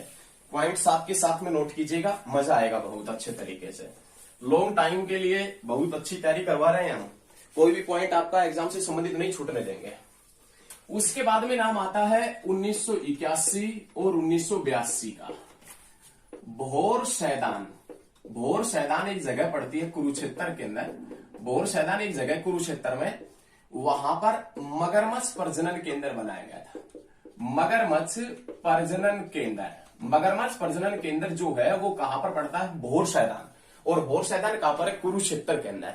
और ये मगरमच्छ प्रजनन केंद्र कब बना था? 1981 और 82 के अंदर। बहुत अच्छे हैं। 1981-82 के अंदर मगरमच्छ प्रजनन केंद्र बना था भोर सैदान कुरुक्षेत्र के अंदर। और याद रखिएगा, मगरमच्छ प्रजनन केंद्र जो पड़ता है वो कई बार एग्जाम में पूछ लिया जाता है, ये पॉइंट नोट रखिएगा। लेकिन आप हमारे साथ में लगातार बने रहिए, कोई भी पॉइंट हरियाणा जीके से संबंधित छूटने नहीं देंगे।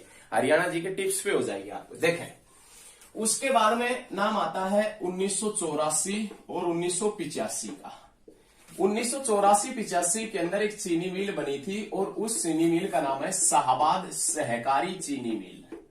शाहाबाद सहकारी चीनी मिल जो है वो कब बनी थी? तो आपने याद रखना है 1984 और 85 के अंदर बनी थी। इससे पहले हमने बताया था सरस्वती चीनी मिल 1933 के अंदर, और अंबाला के अंदर बताई थी नारायणगढ़ शुगर मिल। नारायणगढ़ जो चीनी मिल है, ये नारायणगढ़ चीनी मिल कब बनी थी? 1996-97 के अंदर। और महम सरकारी चीनी मिल, महम जो रोहतक के अंदर पड़ता है, वो महम सरकारी चीनी मिल कब बनी थी? 1991 के अंदर। तो बहुत अच्छे पॉइंट है। देखें, शाहाबाद कौन सी नदी के ऊपर है? मारकंडा नदी के ऊपर पड़ता है शाहाबाद, मारकंडा नदी। उसके बाद में महर्षि मार्कंडेश्वर, महर्षि मार्कंडेश्वर की तपोभूमि। महर्षि मार्कंडेश्वर की तपोभूमि कौन सी है? तो आपने याद रखना है शाहाबाद। महर्षि मार्कंडेश्वर मंदिर कहां पर पड़ता है? तो याद रखना शाहाबाद। शाहाबाद कौन सी नदी के ऊपर है? मारकंडा नदी के ऊपर पड़ता है। और इसी शाहाबाद के अंदर हरियाणा में एकमात्र मधुमक्खी पालन केंद्र है। हरियाणा में एकमात्र मधुमक्खी पालन केंद्र कहां पर है? शाहाबाद में। और ये मधुमक्खी पालन केंद्र कौन से देश की सहायता से चलाया जा रहा है? इजराइल की सहायता से। बहुत अच्छे हैं पॉइंट। मधुमक्खी पालन केंद्र शाहाबाद में कौन से देश की सहायता से चलाया जा रहा है? इजराइल की सहायता से। शाहाबाद सहकारी चीनी मिल 1984 और 85 के अंदर। उसके बाद में नाम आता है 1985 और 1986 का। छोटा चिड़ियाघर बना था। छोटा चिड़ियाघर या लघु चिड़ियाघर, और ये लघु चिड़ियाघर कहां पर पड़ता है? तो आपने नोट करना है पीपली के अंदर। और पीपली कहां पर है? कुरुक्षेत्र के अंदर। यदि ये पूछे कि पीपली कौन से नेशनल हाईवे के ऊपर है, तो पीपली NH-44 के ऊपर, जिसका पुराना नाम NH-1 है, लेकिन वर्तमान में उसे किस नाम से जानते हैं? NH-44। याद रखिएगा, छोटा चिड़ियाघर, लघु चिड़ियाघर 1985-86 के अंदर कहां पर बना था? पीपली कुरुक्षेत्र के अंदर। उसके बाद में जो नेक्स्ट डेट का क्वेश्चन आता है वो 1987 का आता है। 1987 और 1987 के अंदर बना था श्री कृष्ण संग्रहालय। कौन सा संग्रहालय? श्री कृष्ण संग्रहालय। कहां पर है? कुरुक्षेत्र में। कब बना था? 1987 में। लेकिन किसी किसी बुक में ये 1991 है, किसी किसी बुक में ये क्या है? 1991 में। लेकिन आपने याद रखना है परफेक्ट डेट कौन सी आएगी? 1987। श्री कृष्ण संग्रहालय कब बना? कुरुक्षेत्र में 1987। और जब 1987 ऑप्शन में ना आए तो कर देना 1991। फिर आप कहेंगे कि सर दोनों डेट, आप हर चीज की दोनों डेट बताते हैं तो बहुत बेहतरीन है ये। तो हकीकत में बहुत बेहतरीन है। नोट कीजिए साथ के साथ में नोट करते हुए चलिएगा। उसके बाद में जो नेक्स्ट पॉइंट आता है वो नाम आता है 24 जून 1991 का। नेक्स्ट जो पॉइंट है वो 24 जून 1991 का है। कुरुक्षेत्र आकाशवाणी केंद्र बना था। कुरुक्षेत्र आकाशवाणी केंद्र का बना? तो आपने याद रखना है 24 जून 1991 के अंदर। ये हरियाणा का दूसरा आकाशवाणी केंद्र था। पहला आकाशवाणी केंद्र कौन सा? रोहतक 1976। दूसरा आकाशवाणी केंद्र कौन सा? कुरुक्षेत्र 1991। और तीसरा आकाशवाणी केंद्र कौन सा? हिसार 1999। हरियाणा के अंदर आकाशवाणी केंद्र 3 है और दूरदर्शन केंद्र कितना है? 1। और दूरदर्शन केंद्र कहां पर है? हिसार में। और कब बना था? 1 नवंबर 2002 के अंदर। याद रखिएगा 1 नवंबर 2002 के अंदर क्या बना था, तो हिसार के अंदर दूरदर्शन केंद्र बना था। और ये दूरदर्शन केंद्र उस समय सूचना व प्रसारण मंत्री कौन थी जब दूरदर्शन केंद्र बना, सुषमा स्वराज। और सुषमा स्वराज का जन्म हुआ 1952 में और विवाह हुआ 1975 में। शादी 1975 में किसके साथ में, कौशल स्वराज के साथ में। दिल्ली की प्रथम महिला मुख्यमंत्री कौन थी, सुषमा स्वराज। और सुषमा स्वराज जिसका संबंध कौन से डिस्ट्रिक्ट से है, अंबाला से है। कुरुक्षेत्र आकाशवाणी केंद्र कब बना था, 1991 के अंदर बना था, जो हरियाणा का दूसरा आकाशवाणी केंद्र था। उसके बाद में नाम आता है ज्योतिसर पर्यटन स्थल। ज्योतिसर पर्यटन स्थल कब बना, तो आपने याद रखना है 1994 के अंदर। ज्योतिसर पर्यटन स्थल 1994 के अंदर। उसके बाद में नाम आता है अंजन पर्यटन स्थल। अंजन पर्यटन स्थल कहां पर पड़ता है, पेहुआ के अंदर। और पेहुआ कहां पर है, कुरुक्षेत्र के अंदर पड़ता है। ये 9वीं सदी में घोड़ों के व्यापार का प्रसिद्ध केंद्र था, ये वही पेहुआ है। और इसी पेहुआ के अंदर पड़ता है अंजन पर्यटन स्थल। और ये अंजन पर्यटन स्थल कब बना था, 1999 के अंदर। अंजन पर्यटन स्थल पेहुआ के अंदर जो कुरुक्षेत्र में पड़ता है, ये कब बना था, 1999 के अंदर। तो याद रखिए 1999 के अंदर अंजन पर्यटन स्थल बना था। उसके बाद में 2001 के अंदर पैनोरमा साइंस म्यूजियम ये जो बनाया गया था, पैनोरमा साइंस म्यूजियम की स्थापना की गई। 2001 के अंदर पैनोरमा साइंस म्यूजियम की स्थापना की गई। और ये panorama science museum Shri Krishna संग्रहालय परिसर के अंदर लगाया गया। कौन से संग्रहालय के अंदर, श्री कृष्ण संग्रहालय परिसर के अंदर। कौन सा साइंस म्यूजियम लगाया गया, panorama science museum Shri Krishna संग्रहालय कुरुक्षेत्र के अंदर लगाया गया था। उसके बाद में नाम आता है, डेट का नेक्स्ट क्वेश्चन, 2002 के अंदर बना था एनआईटी। याद रखिएगा, राष्ट्रीय प्रौद्योगिकी संस्थान। राष्ट्रीय प्रौद्योगिकी संस्थान है, राष्ट्रीय प्रौद्योगिकी संस्थान जो है कुरुक्षेत्र में कब बना था, 2002 के अंदर। राष्ट्रीय प्रौद्योगिकी संस्थान कुरुक्षेत्र में कब बना, 2002 के अंदर। लेकिन राष्ट्रीय प्रबंधन संस्थान जो रोहतक के अंदर है, IIM Indian institute of management, जो कब बना था, 2009 के अंदर। IIM Rohtak 2009, NIT Kurukshetra 2002। उसके बाद में नाम आता है 2017 का। 2017 में नाम आता है महक सिंगल जो एमबीबीएस का एग्जाम हुआ था, एंट्रेंस एग्जाम, उसमें टॉपर थी महक सिंगल। एमबीबीएस एग्जाम में टॉपर महक सिंगल का जन्म स्थान कौन सा है, तो आप बताएंगे कुरुक्षेत्र। और वो एमबीबीएस का एग्जाम कौन से साल का था, 2017 का हुआ करता था। सबसे पहले नाम आता है सरोवर व तीर्थ स्थल। इनका जिक्र हम सबसे पहले करने वाले हैं इस वीडियो के अंदर। सरोवर में सबसे पहले पॉइंट का डिस्कस करें तो सरोवर में सबसे पहले नाम आता है ब्रह्म सरोवर। इसका नाम आता है ब्रह्म सरोवर। कहां पर पड़ता है, तो आप याद रखिएगा कुरुक्षेत्र में पड़ता है। याद रखिएगा कुरुक्षेत्र में कहां पर पड़ता है, तो कौन से शहर के पास में पड़ता है, तो याद रखें थानेसर के पास में पड़ता है। कहां पर पड़ता है, थानेसर के पास में पड़ता है। ऐसा माना जाता है, कैसा माना जाता है, ऐसा माना जाता है कि यह झील भगवान ब्रह्मा के द्वारा खोदी गई थी। यह झील जो है वो किसके द्वारा खोदी गई थी, भगवान ब्रह्मा के द्वारा खोदी हुई झील। यदि आपसे पूछे कि भगवान ब्रह्मा के द्वारा कौन सी झील खोदी गई थी, तो आप बताएंगे ब्रह्म सरोवर। दूसरा पॉइंट क्या है कि वामन पुराण में, वामन जो पुराण है, उस वामन पुराण में यह कहा गया है कि ब्रह्म सरोवर का निर्माण किसने करवाया था, तो भगवान ब्रह्मा ने करवाया। दोनों आपस में मिलते जुलते पॉइंट है। ऐसा माना भी जाता है कि यह झील भगवान ब्रह्मा ने खुदवाई थी। और वामन पुराण में भी कहा गया है कि यह सरोवर किसने खुदवाया था, ब्रह्मा ने, भगवान ब्रह्मा ने खुदवाया था। उसके बाद में इस सरोवर का पुनर्निर्माण या इस सरोवर की जो दोबारा खुदाई का कार्य है, इस सरोवर का दोबारा खुदाई का कार्य किसने करवाया था, तो थानेसर के एक जिलाधीश हुआ करते थे। थानेसर के एक जिलाधीश हुआ करते थे 1850 के अंदर। उस थानेसर के जिलाधीश ने इसका निर्माण करवाया था, पुनर्निर्माण, दोबारा इसकी खुदाई करवाई थी। और उसका नाम क्या था? तो उसका नाम जो हुआ करता था वो लर्किन था। लर्किन उसका नाम हुआ करता था। देखिए समझने का पॉइंट है।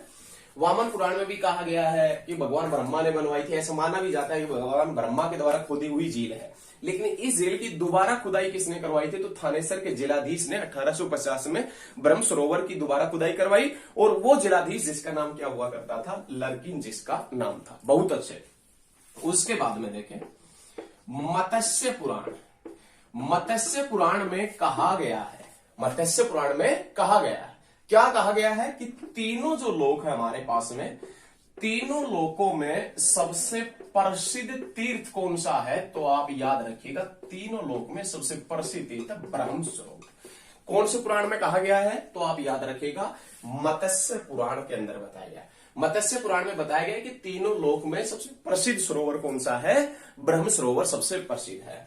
ब्रह्म सरोवर के ऊपर मेला कौन सा लगता है? तो आप याद रखिएगा, सूर्य ग्रहण का मेला। सूर्य ग्रहण का मेला है, ये कहां पर लगता है? ब्रह्म सरोवर के अंदर लगता है। सूर्य ग्रहण का मेला लगता है ब्रह्म सरोवर के अंदर। और उसके बाद में जो सबसे लास्ट और सबसे इंपॉर्टेंट, और जो आपने आज तक नहीं पढ़ा है, वो पॉइंट देखेंगे। ऐसा माना जाता है कि, ऐसा माना जाता है कि, कैसा माना जाता है? ऐसा माना जाता है कि इस ब्रह्म सरोवर के अंदर मानसरोवर झील का पानी आता था। ऐसा माना जाता है कि इस ब्रह्म सरोवर के अंदर मानसरोवर झील का पानी आता था, जो भगवान शिव का निवास स्थान थी। कौन सी? जो इसके लिए प्रयोग हो रहा है, मानसरोवर झील के लिए। ऐसा माना जाता है कि ब्रह्म सरोवर के अंदर मानसरोवर झील का पानी आता था। और मानसरोवर झील किसका निवास स्थान हुआ करती थी? तो आप याद रखिएगा, भगवान शिव का निवास स्थान हुआ करती थी। सभी पॉइंट क्लियर है? एक भी पॉइंट नहीं छोड़ा है हमने। ब्रह्म सरोवर से संबंधित सारे पॉइंट नोट कीजिए, तुरंत नोट कीजिए। यदि आपने नोट नहीं किए हैं तो वीडियो को बैक करके आप देख लीजिए अवश्य। तो ये याद रखिएगा, सूर्य ग्रहण का मेला लगता है। ऐसा माना जाता है कि यहाँ पर मानसरोवर झील का पानी आता था। मानसरोवर झील जो भगवान शिव का निवास स्थान बताई गई है। तो पॉइंट है ना, क्लियर है ना? ब्रह्म सरोवर। उसके बाद में देखें, ब्रह्म सरोवर के बाद में नाम आता है किसका? सनहित सरोवर। सनहित सरोवर जो है वो कौन से मार्ग के ऊपर पड़ता है? तो आप याद रखिएगा, कुरुक्षेत्र पेहुआ मार्ग के ऊपर पड़ता है। कौन से मार्ग के ऊपर पड़ता है? कुरुक्षेत्र पेहुआ मार्ग के ऊपर है। कौन सा सरोवर? सनहित सरोवर। यहां पर सनहित सरोवर जहां पर बना है, यहां पर रावण ने भगवान शंकर की पूजा की थी। यहां पर रावण ने किसकी पूजा की थी? भगवान शंकर की पूजा की थी। कहां पर? तो आप याद रखिएगा, सनहित सरोवर जो कुरुक्षेत्र में है। ये सनहित सरोवर जो 7 नदियों का संगम बताया गया है। 7 नदियों का संगम कहां पर है? 7 नदियों का संगम सनहित सरोवर कुरुक्षेत्र में। लेकिन वो 7 नदियां कौन सी थी? तो आप याद रखिएगा, 7 सरस्वती नदियों का संगम बताया गया है। कौन सी नदियों का? 7 सरस्वती नदियों का संगम बताया गया है। कौन सा? कुरुक्षेत्र के अंदर सनहित सरोवर। उसके बाद में जो सबसे इंपॉर्टेंट पॉइंट है वो ये है कि भगवान विष्णु का स्थायी निवास, भगवान विष्णु का स्थायी निवास कौन सा सरोवर है? तो आप बताएंगे कौन सा सरोवर है स्थायी निवास? तो आप याद रखिएगा, भगवान विष्णु का स्थायी निवास है सनहित सरोवर। सनहित सरोवर से 3-4 पॉइंट हमने डिस्कस किए हैं। आशा करते हैं कि सभी पॉइंट आपको बहुत अच्छे से समझ में आए होंगे। यदि आपको वीडियो अच्छा लग रहा है ना, तो लाइक, कमेंट और शेयर अवश्य करें और ज्यादा से ज्यादा इस वीडियो को फैला दें। भगवान विष्णु का स्थायी निवास जो कौन सा है? सनहित सरोवर कुरुक्षेत्र पेहुआ मार्ग पर है। यहाँ पर रावण ने भगवान शंकर की पूजा की थी और 7 सरस्वती नदियों का संगम बताया गया है। उसके बाद में जो नेक्स्ट पॉइंट आता है वो नाम आता है ज्योतिषर सरोवर या ज्योतिषर तीर्थ या ज्योतिषर सरोवर। बहुत अच्छा पॉइंट है। ये ज्योतिषर सरोवर कौन सी नदी के ऊपर है? तो आप बताएंगे कि कौन सी नदी के ऊपर पड़ता है? सरस्वती नदी के ऊपर पड़ता है। कौन सी नदी के ऊपर? सरस्वती नदी के ऊपर। कौन सा सरोवर? ज्योतिषर सरोवर। कौन सी नदी के ऊपर पड़ता है? सरस्वती नदी के ऊपर पड़ता है। याद रखिएगा, ज्योतिषर तीर्थ जो कुरुक्षेत्र के अंदर पड़ता है, ये ज्योतिषर तीर्थ कौन सी नदी के ऊपर पड़ता है? तो याद रखिएगा, कौन सी नदी के ऊपर? सरस्वती नदी के ऊपर पड़ता है। दूसरा, ये ज्योतिषर सरोवर क्यों प्रसिद्ध है? तो यहां पर श्री कृष्ण ने, भगवान श्री कृष्ण ने अर्जुन को गीता का उपदेश दिया था। अर्जुन को गीता का उपदेश दिया था। भगवान श्री कृष्ण ने अर्जुन को गीता का उपदेश कहां पर दिया था? तो याद रखिएगा, ज्योतिषर तीर्थ कौन से वृक्ष के नीचे दिया था? तो आप याद रखिएगा, बरगद के वृक्ष के नीचे दिया था। ये याद रखना है, एक बरगद का वृक्ष था सॉरी, वहां पर श्री कृष्ण ने अर्जुन को गीता का उपदेश दिया था। और ये ज्योतिषर सरोवर है, ये ज्योतिषर सरोवर कौन सी नदी के ऊपर पड़ता है? तो आप याद रखिएगा, सरस्वती नदी के ऊपर स्थित है। तो ये याद रखें। उसके बाद में नाम आता है कमलनाथ तीर्थ। कमलनाथ तीर्थ या कमलनाथ सरोवर। कमलनाथ तीर्थ क्यों प्रसिद्ध है? ऐसा माना जाता है कि यहां पर भगवान ब्रह्मा प्रकट हुए थे। ऐसा माना जाता है कि यहां पर भगवान ब्रह्मा प्रकट हुए थे। कहां पर?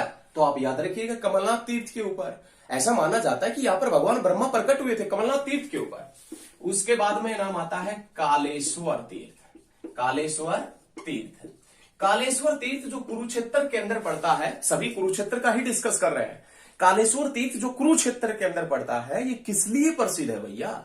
तो याद रखिएगा, रामायण के अनुसार, रामायण के अनुसार यहां पर भगवान रुद्र की स्थापना की गई थी। याद रखिएगा, रामायण के अनुसार यहां पर भगवान रुद्र की स्थापना की गई थी। कालेश्वर तीर्थ जो कहां पर पड़ता है? कुरुक्षेत्र में। वहां पर रामायण के अनुसार किसकी स्थापना की गई थी? भगवान रुद्र की स्थापना की गई थी। उसके बाद में नाम आता है, दूसरा पॉइंट जो आता है उसमें नाम आता है कुबेर तीर्थ। किसका नाम आता है? कुबेर तीर्थ है। यहां पर कुबेर ने यज्ञों का आयोजन किया था। यहां पर कुबेर ने यज्ञों का आयोजन किया था। याद रखिएगा, यह यहां पर कुबेर तीर्थ के पास में ही चैतन्य महाप्रभु की कुटिया भी है।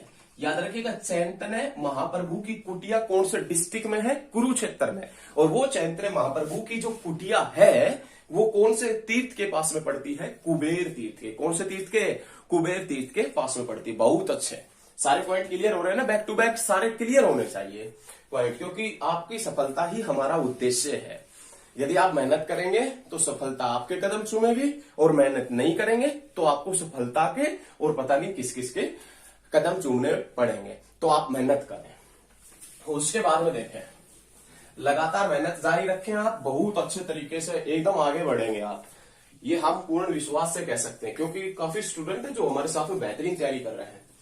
उसके बाद में नाम आता है नरकतारी या अनरक तीर्थ। नरकतारी या अनरक तीर्थ।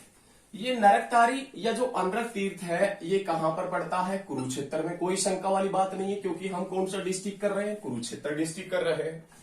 नरकतारी या अनरक तीर्थ, जिसे किस नाम से भी जाना जाता है? बाण गंगा के नाम से भी जानते हैं। नरकतारी जो अनरक तीर्थ है, इसे बाण गंगा के नाम से भी जानते हैं। अब बाण गंगा के नाम से इस तीर्थ को जाना क्यों जाता है वो देखें। यहां पर श्री अर्जुन ने जमीन में तीर मारकर क्या निकाली थी? गंगा निकाली। श्री अर्जुन ने जमीन में तीर मारकर गंगा निकाली थी। और ये गंगा जो किसके मुख में गई थी? तो आप याद रखिएगा, शेष सैया पर जो लेटे थे, शेष सैया पर जो लेटे थे, शेष सैया के ऊपर लेटे हुए थे भीष्म पितामह, उसके मुख के अंदर गई थी। तो याद रखिएगा, शेष सैया पर लेटे भीष्म पितामह के मुख में गंगा गई थी। और वो गंगा किसके तीर से निकली थी? श्री अर्जुन। और वो गंगा बाण गंगा, जिस स्थान को कहा जाता है, जिस स्थान को अनरक या नरकतारी तीर्थ कहा जाता है, वहीं की ये घटना है। और ये घटना कहां की है? कुरुक्षेत्र की है। बहुत अच्छा पॉइंट है, क्लियर होने चाहिए, सभी पॉइंट याद रखिएगा। उसके बाद में नेक्स्ट तीर्थ आता है प्राची तीर्थ। कौन सा तीर्थ है? प्राची तीर्थ। ये जो प्राची तीर्थ है, यहां पर भैया ऐसा बताया गया है कि जो प्राची तीर्थ है ना, यहां पर ऐसा बताया गया है कि कोई व्यक्ति 3 दिन तक व्रत कर लेता है लगातार वहां पर रहकर। प्राची तीर्थ के अंदर कोई व्यक्ति 3 दिन तक लगातार रहकर व्रत कर लेता है तो उसके जीवन के सारे पाप दूर हो जाते हैं, सारे पाप और कष्ट दूर हो जाते हैं। फिर से सुन लीजिए, प्राची, फिर से सुने, प्राची तीर्थ जो है वो, प्राची तीर्थ कहां पर पड़ता है? कुरुक्षेत्र में। और ऐसा माना जाता है कि कोई व्यक्ति यहाँ पर 3 दिन तक रहकर लगातार व्रत कर लेता है, लगातार 3 दिन तक भूखा रह लेता है, तो उसके जीवन के सारे कष्ट और पाप दूर हो जाते हैं। उसके बाद में नाम आता है आपगा तीर्थ। आपगा तीर्थ, ये जो आपगा तीर्थ है ये कौन सी नदी के ऊपर पड़ता है? आपगा नदी के ऊपर। हालांकि अब इस नदी का कोई वर्णन नहीं है, लेकिन ये नदी किस काल की थी? तो ऋग्वैदिक काल की हुआ करती थी। याद रखिएगा, आपका तीर्थ जो कुरुक्षेत्र के अंदर पड़ता है, ऋग्वैदिक नदी आपका के किनारे था। ये याद रखिएगा, सभी पॉइंट क्लियर होने चाहिए, बैक टू बैक याद रखिएगा, बहुत अच्छे पॉइंट है। उसके बाद में नाम आता है अपाया तीर्थ। अपाया तीर्थ, अपाया तीर्थ जो है, अपाया तीर्थ कौन सी नदी के ऊपर है? आप याद रखिएगा, अपाया नदी के ऊपर। अपाया तीर्थ अपाया नदी के ऊपर पड़ता है। कहां पर पड़ता है? कुरुक्षेत्र में। ऐसा माना जाता है कि अपाया नदी में स्नान करने के बाद, अपाया नदी में स्नान करने के बाद में जो व्यक्ति माहेश्वर की पूजा कर लेता है, जो व्यक्ति अपाया नदी में स्नान करने के बाद में माहेश्वर की पूजा कर लेता है, वो परम गति को प्राप्त होता है या परगति को प्राप्त होता है, एक ही बात है, परम गति या परगति को प्राप्त होता है। और उसके बाद में कुरुक्षेत्र का लास्ट तीर्थ बचता है कमोदा तीर्थ। कमोदा तीर्थ कहां पर पड़ता है? कुरुक्षेत्र में। और इसका संबंध किससे है? तो इसका संबंध काम्यक वन से, इससे है, काम्यक वन से है। और ये काम्यक वन जो कहां पर, कौन से संबंध, कौन से तीर्थ का संबंध है काम्यक वन से? तो आप याद रखिएगा, कमोदा तीर्थ से। और यहां पर पांडवों ने निवास किया था। यहां पर इस काम्यक वन में, या कमोदा तीर्थ जहां पर है, वहां पर पांडवों ने निवास किया था। यहां पर एक ईंटों का भंडार भी है, यहां पर एक ईंटों का भंडार भी है, और एक महादेव का मंदिर भी है ईंटों का। यहां पर ईंटों का एक भंडार है। उससे हमें पता चलता है कि पांडव जब रुके थे तो द्रौपदी ने उनके लिए खाना बनाया होगा। तो याद रखिएगा, द्रौपदी ने खाना बनाया था, उसी कारण से हम भंडार का अनुमान लगा सकते हैं। लेकिन पांडव कौन से तीर्थ के ऊपर रुके थे? कमोदा तीर्थ, जिसे किस नाम से भी, या कौन से वन किससे तुलना की गई है? काम्यक वन से। तो ये पॉइंट क्लियर है, सभी पॉइंट क्लियर होने चाहिए, क्योंकि हमने सरोवर और तीर्थ से संबंधित कोई भी पॉइंट नहीं छोड़ा है। आगे देखें, तो ये याद करते हुए चलिएगा, साथ के साथ में लिखते हुए चलिएगा, नहीं, साथ के साथ में बेहतरीन चीजें करते हुए चलिएगा। उसके बाद में अब हम बात करेंगे कुरुक्षेत्र के मंदिरों की। कुरुक्षेत्र के जो मंदिर है उसकी, भाई मंदिर में भी मजा आएगा पढ़ने में, देखना। मंदिरों के पॉइंट की बात करें तो सबसे पहले जो नाम आता है वो नाम आता है सर्वेश्वर महादेव मंदिर। सबसे पहले जो नाम आता है वो किसका नाम आता है? तो आप याद रखिएगा, सर्वेश्वर महादेव मंदिर का नाम आता है, सर्वेश्वर महादेव मंदिर। और ये सर्वेश्वर महादेव मंदिर जो कहां पर पड़ता है? तो आप याद रखिएगा, कुरुक्षेत्र। कुरुक्षेत्र में कौन सी जगह के ऊपर? तो याद रखिए, थानेसर। देखें, ये सर्वेश्वर महादेव मंदिर है, ये ब्रह्म सरोवर के उत्तर दिशा में स्थित है। ब्रह्म सरोवर की कौन सी दिशा के अंदर स्थित है सर्वेश्वर महादेव मंदिर? उत्तर दिशा में। ये सर्वेश्वर महादेव मंदिर जिसके चारों तरफ क्या मिलता है? पानी मिलता है, क्योंकि ये सरोवर में बना है। और कौन से सरोवर में बना है? ब्रह्म सरोवर में। ब्रह्म सरोवर के उत्तर दिशा में स्थित है, इसके चारों तरफ पानी मिलता है। इस मंदिर में, इस सर्वेश्वर महादेव मंदिर में जाने के लिए पुल बना है। उसको पुल को, यदि आप ब्रह्म सरोवर गए भी होंगे तो वहां पर आपने देखा भी होगा। इस मंदिर के चारों तरफ क्या मिलता है? पानी मिलता है। लेकिन सबसे इंपॉर्टेंट क्वेश्चन ये बनता है कि सर्वेश्वर महादेव मंदिर है, इस सर्वेश्वर महादेव मंदिर का निर्माण किसने करवाया था? तो आप याद रखिएगा, बाबा श्रवणनाथ ने। सर्वेश्वर महादेव मंदिर का जो निर्माण करवाया था वो किसने करवाया था? बाबा श्रवणनाथ ने इस मंदिर का निर्माण करवाया था। यहां पर ये जो मंदिर है, यहां पर कुंती ने भगवान शिव की पूजा भी की थी। कुंती जो थी कुंती ने भगवान शिव की पूजा की। कुंती ने भगवान शिव की पूजा भी कहां पर की थी? सर्वेश्वर महादेव मंदिर जहां पर बना है वहां पर। ये पॉइंट क्लियर होने चाहिए, सभी पॉइंट क्लियर है ना? देखिए, अब आगे देखें, ये सर्वेश्वर महादेव मंदिर था। उसके बाद में दूसरा नाम आता है सथानेश्वर महादेव मंदिर। सथानेश्वर महादेव मंदिर जिसका निर्माण किसने करवाया था? तो जो हर्षवर्धन के पूर्वज थे, हर्षवर्धन तो वर्धन साम्राज्य का प्रतापी शासक था, उसके पूर्वजों ने इस मंदिर का निर्माण करवाया था। सथानेश्वर उसके बाद में महादेव मंदिर और लिख लेना भाई, सथानेश्वर महादेव मंदिर जो कहां पर पड़ता है, कुरुक्षेत्र में। इस मंदिर का निर्माण किसने करवाया था, तो याद रखिएगा पुष्यभूति ने इस मंदिर का निर्माण करवाया था। ये वही पुष्यभूति है जिसने थानेश्वर के अंदर एक नए वंश की नींव डाली थी, पुष्यभूति वंश। और पुष्यभूति वंश को बाद में किस नाम से जाना गया था, इसका आंसर आप कमेंट बॉक्स में दें। पुष्यभूति वंश को बाद में किस नाम से जाना गया था, इसका आंसर आप कमेंट बॉक्स में अवश्य लिखें। उसके बाद में पुष्यभूति था, इसके बाद में 3 राजा और बने, फिर हर्षवर्धन के फादर बने प्रभाकर वर्धन राजा। यदि आपने ये चीजें नहीं देखी है तो कुरुक्षेत्र की पहली वीडियो देख लीजिए, उसमें अच्छे तरीके से डिटेल से बता रखी है। याद रखिएगा सथानेश्वर महादेव मंदिर जिसका निर्माण करवाया था पुष्यभूति ने। ये सथानेश्वर महादेव मंदिर जिसका पुनर्निर्माण किसने करवाया था, तो आप याद रखिएगा इसका पुनर्निर्माण करवाया था सदाशिवराव भाऊ ने, सदाशिवराव भाऊ। अब सदाशिवराव भाऊ का पॉइंट याद आते ही आपने नाम फिल्म भी देखी होगी, पानीपत मूवी देखी होगी, और उससे पहले भी आपने नाम सुना होगा कि पानीपत की तीसरी लड़ाई में मराठों का सेनापति था। पानीपत की तीसरी लड़ाई में मराठों का सेनापति कौन हुआ करता था, सदाशिवराव भाऊ। और इस सदाशिवराव भाऊ ने कौन से मंदिर का पुनर्निर्माण करवाया था, सथानेश्वर महादेव मंदिर का। सथानेश्वर महादेव मंदिर का पुनर्निर्माण करवाया था सदाशिवराव भाऊ ने। उसके बाद में नेक्स्ट पॉइंट देखें, ये जो मंदिर है सथानेश्वर महादेव मंदिर, यहां पर पांडवों ने महाभारत विजय के उपलक्ष्य में, पांडवों ने महाभारत विजय के उपलक्ष्य में भगवान शिव से आशीर्वाद भी लिया था। पांडवों ने महाभारत विजय के उपलक्ष्य में भगवान शिव से आशीर्वाद भी लिया था। चौथा पॉइंट जो बेहतरीन है वो पॉइंट क्या है कि जब महमूद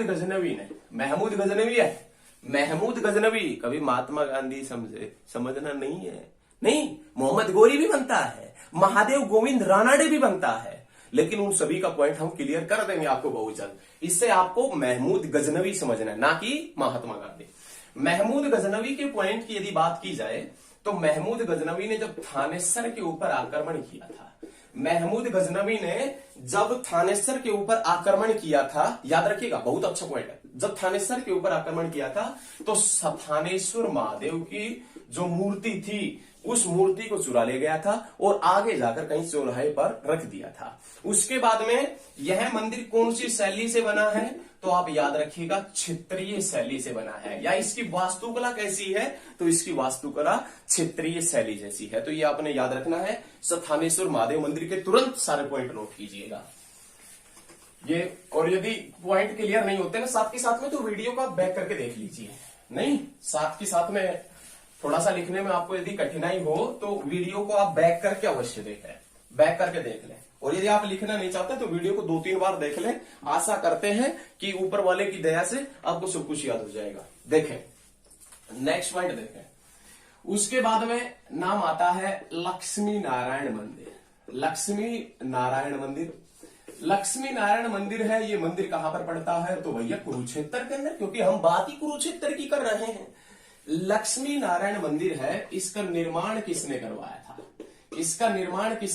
था, तो आप याद रखिएगा गिरी संप्रदाय के सिद्ध फकीर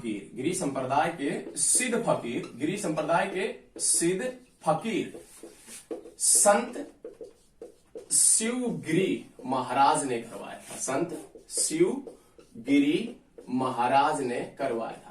इसका जो निर्माण था वो निर्माण किसने करवाया था, तो आप याद रखिएगा गिरी संप्रदाय के सिद्ध फकीर शिवगिरी महाराज ने इस लक्ष्मी नारायण मंदिर का निर्माण करवाया था। लक्ष्मी नारायण मंदिर कौन सी नदी के ऊपर पड़ता है, तो आप याद रखिएगा सरस्वती नदी के ऊपर पड़ता है। बहुत अच्छा पॉइंट है, क्लियर होने चाहिए। उसके बाद में नेक्स्ट पॉइंट देखें। नेक्स्ट पॉइंट क्या आता है, दुख भजनेश्वर मंदिर। ये भी कहां पर पड़ता है, तो आपने याद रखना है कुरुक्षेत्र के अंदर पड़ता है। उसके बाद में आपने याद रखना है विश्वकर्मा प्राचीन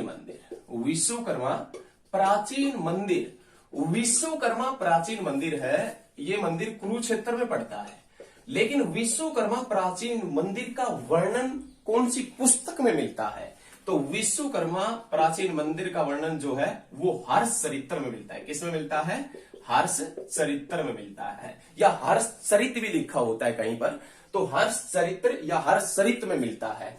विश्वकर्मा प्राचीन मंदिर का। अब हर्षचरित्र किसने लिखी थी? तो बाणभट्ट ने। तो इस मंदिर का वर्णन किसने किया था? तो आप याद रखिएगा, बाणभट्ट ने। विश्वकर्मा प्राचीन मंदिर का वर्णन किस महान व्यक्ति ने किया था? बाणभट्ट ने। कौन सी पुस्तक में? हर्षचरित्र में। हर्षचरित्र किसकी जीवनी है? हर्षवर्धन की जीवनी है। उसके बाद में नेक्स्ट पॉइंट देखें, उसके बाद में नाम आता है देवीकूप। देवीकूप भद्रकाली मंदिर। देवीकूप भद्रकाली मंदिर, सबसे फर्स्ट पॉइंट देवीकूप भद्रकाली मंदिर जो कुरुक्षेत्र के अंदर पड़ता है। फर्स्ट पॉइंट, यह देश के 51 शक्तिपीठों में से एक है। यह देश के 51 शक्तिपीठों में से एक है। 51 शक्तिपीठों में से एक है। दूसरा पॉइंट, यह मंदिर भद्रकाली, यह मंदिर भद्रकाली व सती से संबंधित है। भद्रकाली व सती से संबंधित है, ऐसा बताया गया है। ऐसा बताया गया है कि भद्रकाली में सती का दाया टखना गिरा था। टखना, जो पैर का टखना होता है ना, वो गिरा था। ऐसा बताया गया कि भद्रकाली कुरुक्षेत्र में सती का दाया टखना गिरा था। कौन सा टखना गिरा था? दाया टखना गिरा था। दूसरा पॉइंट बहुत इंपॉर्टेंट, श्री कृष्ण ने गीता पढ़ी थी। यहां पर गीता कहां पर पढ़ी? श्री कृष्ण ने गीता का जो पाठ किया था, गीता पढ़ी थी, वो देवीकूप भद्रकाली मंदिर के अंदर पढ़ी थी। तो याद रखिएगा, जहां पर देवीकूप भद्रकाली मंदिर है वहां पर श्री कृष्ण ने गीता भी पढ़ी थी। तो ये चीजें याद रखिएगा, नोट कर लीजिए। बहुत अच्छे पॉइंट है, सारे क्लियर होने चाहिए साथ के साथ में। अब देखें, आगे देखें, नेक्स्ट पॉइंट देखें। नेक्स्ट पॉइंट का नाम आता है काली कमली वाले का डेरा। काली कमली वाले का डेरा, ये काली कमली वाले का डेरा है, कुरुक्षेत्र में है। काली कमली वाले का डेरा किसने बनवाया था? तो स्वामी विशुद्धानंद महाराज ने। किसने बनवाया था? स्वामी विशुद्धानंद महाराज ने काली कमली वाले का डेरा बनवाया। काली कमली वाले का जो डेरा है, काली कमली वाले का जो डेरा है, वो किसने बनवाया था? स्वामी विशुद्धानंद महाराज ने बनवाया था। किसने बनवाया था? स्वामी विशुद्धानंद महाराज ने काली कमली वाले का डेरा बनवाया था। तो ये चीजें याद रखनी है। उसके बाद में जो नेक्स्ट पॉइंट आता है, वो नाम आता है कुरुक्षेत्र का बिरला मंदिर। कुरुक्षेत्र का बिरला मंदिर, इसका जिक्र हमने कुरुक्षेत्र की सेकंड वीडियो में पूर्ण रूप से कर रखा है, वहां पर वीडियो देख ले अवश्य। दूसरी, कुरुक्षेत्र का बिरला मंदिर और भिवानी के शिव मंदिर, और भिवानी के शिव मंदिर किस शैली से बने हैं? कुरुक्षेत्र का बिरला मंदिर और भिवानी के शिव मंदिर किस शैली से बने हैं? तो आप याद रखिएगा, नागर शैली से। किस शैली से बने हैं? नागर शैली से बने। तो ये कुरुक्षेत्र के प्रसिद्ध, कुरुक्षेत्र के हम बात करें मंदिरों की, तो कुरुक्षेत्र के प्रसिद्ध मंदिर थे। अब देखें कुरुक्षेत्र के मेले। मेलों के पॉइंट की बात करें तो सबसे पहले नाम आता है सूर्य ग्रहण का मेला। सूर्य ग्रहण का मेला जो कहां पर लगता है? तो आप याद रखिएगा, ब्रह्म सरोवर। सूर्य ग्रहण का मेला ब्रह्म सरोवर। उसके बाद में नाम आता है सोमवती अमावस्या का मेला। सोमवती अमावस्या का मेला है, ये कहां पर लगता है? पेहुआ में। कौन से तीर्थ के ऊपर लगता है? तो आप याद रखिएगा, सरस्वती तीर्थ के ऊपर लगता है। सोमवती अमावस्या का मेला लगता है पेहुआ में, और कौन से तीर्थ के ऊपर लगता है? सरस्वती तीर्थ के ऊपर लगता है। उसके बाद में देवी का मेला। देवी का मेला कहां पर लगता है? शाहबाद में। शाहबाद में। उसके बाद में मारकंडा का मेला। मारकंडा का मेला कहां पर लगता है? मारकंडा का मेला, तो आप याद रखिएगा कहां पर लगता है? शाहबाद में लगता है। उसके बाद में महावीर का मेला। महावीर का मेला, ये मेला महावीर का कौन से माह में लगता है? मार्च माह में। और कहां पर लगता है? लाडवा के अंदर। कहां पर लगता है? लाडवा के अंदर लगता है। उसके बाद नाम आता है सरस मेला। ये कुरुक्षेत्र का आज का लास्ट पॉइंट है भाई। सरस मेला कुरुक्षेत्र का बहुत बेहतरीन पॉइंट है। कहां पर लगता है? याद रखिएगा, ब्रह्म सरोवर। सरस मेला है, ये कहां पर लगता है? कुरुक्षेत्र के ब्रह्म सरोवर थानेसर के अंदर लगता है। सरस मेला ब्रह्म सरोवर कुरुक्षेत्र में लगता है। ये मेला कितने दिन तक चलता है? 10 दिन तक। हम कह सकते हैं कि ये मेला 10 दिवसीय मेला है। 10 दिवसीय मेला है। सरस मेला कुरुक्षेत्र के पावन सरोवर में, कुरुक्षेत्र का पावन सरोवर ब्रह्म सरोवर के ऊपर 10 दिवसीय मेला है। और ये मेला कब लगता है? नवंबर और दिसंबर के अंदर लगता है। नवंबर और दिसंबर में कुरुक्षेत्र के अंदर एक पावन मेला लगता है, वो मेला सरस मेला है। वो कहां पर लगता है? ब्रह्म सरोवर के ऊपर। कितने दिन लगता है? 10 दिन तक लगता है। कब से कब लगता है? नवंबर से दिसंबर। नवंबर दिसंबर में 10 दिन। तो याद रखिएगा, ये कुरुक्षेत्र के प्राचीन सरोवर, तीर्थ, मंदिर, मेलों से संबंधित पॉइंट थे। यदि वीडियो अच्छी लगती है तो ज्यादा से ज्यादा शेयर करें। साथ के साथ में वीडियो को ज्यादा से ज्यादा शेयर करते रहें। अपने दोस्तों से सब्सक्राइब के लिए बोले। बहुत जल्द मिलते हैं नेक्स्ट वीडियो में। धन्यवाद। नमस्कार दोस्तों, कास्ट क्लासेज की हरियाणा जीके सीरीज में मैं चंद्रास एक बार फिर से आप सभी का हार्दिक स्वागत करता हूं। हरियाणा जीके सीरीज में कुरुक्षेत्र डिस्ट्रिक्ट चला हुआ था और ये कुरुक्षेत्र का 4th पार्ट है, चौथा पार्ट है। इसके अंदर हम कुरुक्षेत्र के प्रसिद्ध गुरुद्वारे, मकबरे, पर्यटन स्थल, अन्य महत्वपूर्ण पर्सन और प्रसिद्ध व्यक्तियों का डिस्कशन इस वीडियो के अंदर करेंगे। आप वीडियो के अंत तक बने रहें। वीडियो अच्छी लगती है तो ज्यादा से ज्यादा शेयर करें। आज की वीडियो स्टार्ट करने से पहले हमने क्वेश्चन का डिस्कशन आपके साथ में किया था। क्वेश्चन ये था कि वर्धन वंश को बाद में किस नाम से जाना गया था? वर्धन वंश को पहले किस नाम से जाना जाता था? पुष्यभूति वंश के नाम से। या पुष्यभूति वंश को बाद में किस नाम से जाना गया था? वर्धन वंश के नाम से। दोनों क्वेश्चन ठीक है बिल्कुल। और काफी स्टूडेंटों ने कमेंट में इसका आंसर भी दिया था, तो काफी हद तक बहुत अच्छा है, बहुत ठीक है। और कुछ को ज्यादा पता था तो उन्होंने वर्धन वंश के बारे में कुछ लिखा भी था, पॉइंट वगैरह। तो ऐसे ही आप लगातार हमारी वीडियो देखते रहें और अपना ज्यादा से ज्यादा ज्ञान बढ़ाते रहे। लगातार हमारे साथ में बने रहिए। आइए अब कुरुक्षेत्र के 4th पार्ट का डिस्कशन करते हैं। कुरुक्षेत्र डिस्ट्रिक्ट का आज 4th पार्ट का डिस्कस करेंगे। इसमें सबसे पहले हम कुरुक्षेत्र के गुरुद्वारे करवाएंगे। कुरुक्षेत्र के जो प्रसिद्ध गुरुद्वारे हैं, कुरुक्षेत्र में कौन कौन से गुरुद्वारे हैं उनका डिस्कशन करेंगे, क्योंकि यहां से भी पॉइंट, गुरुद्वारों से संबंधित भी पॉइंट आ जाता है। देखें, सबसे पहले जो नाम आता है, कुरुक्षेत्र के अंदर एक गुरुद्वारा पड़ता है जिसका नाम है तीसरी पातशाही गुरुद्वारा। तीसरी पातशाही गुरुद्वारा। तीसरी पातशाही गुरुद्वारा है, ये कुरुक्षेत्र के अंदर पड़ता है। और तीसरी पातशाही गुरुद्वारा है, ये कौन से सिख गुरु से संबंधित है? तीसरी पातशाही जो गुरुद्वारा है वो कौन से सिख गुरु से संबंधित है? तो याद रखिएगा, गुरु अमरदास से संबंधित है। किससे संबंधित है? गुरु अमरदास से संबंधित है। गुरु अमरदास अपने अनुयायियों के साथ में सूर्य ग्रहण के अवसर पर एक समय में कुरुक्षेत्र आए थे। और जिस स्थान पर गुरु अमरदास रुके थे उसी स्थान के ऊपर कौन सा गुरुद्वारा बना दिया गया? तीसरी पातशाही। लेकिन तीसरी पातशाही गुरुद्वारा बना है, ये गुरु अमरदास की याद में बना है। और गुरु अमरदास जिस स्थान के ऊपर ठहरे थे उसी स्थान के ऊपर कुछ समय के बाद में, गुरु अमरदास जिस स्थान के ऊपर ठहरे थे उसी स्थान के ऊपर कुछ समय बाद कौन से गुरु ठहरे थे? तो याद रखिएगा, गुरु हरराय। कौन ठहरे थे? गुरु हरराय ठहरे थे। सिखों के गुरु थे गुरु हरराय, वो ठहरे थे। और उस गुरु हरराय की याद में कुरुक्षेत्र के अंदर कौन सा गुरुद्वारा बनाया गया है? तो आप याद रखिएगा, 7वीं पातशाही गुरुद्वारा। देखिए, बहुत सौभाग्य की बात है, आप याद रखिएगा। तीसरी पातशाही गुरुद्वारा गुरु अमरदास की याद में, गुरु अमरदास की याद में, गुरु अमरदास जिस स्थान के ऊपर ठहरे थे वहां पर तीसरी पातशाही। लेकिन गुरु अमरदास जी जिस स्थान के ऊपर ठहरे थे कुछ समय के बाद में उसी स्थान के ऊपर गुरु हरराय ठहरे थे।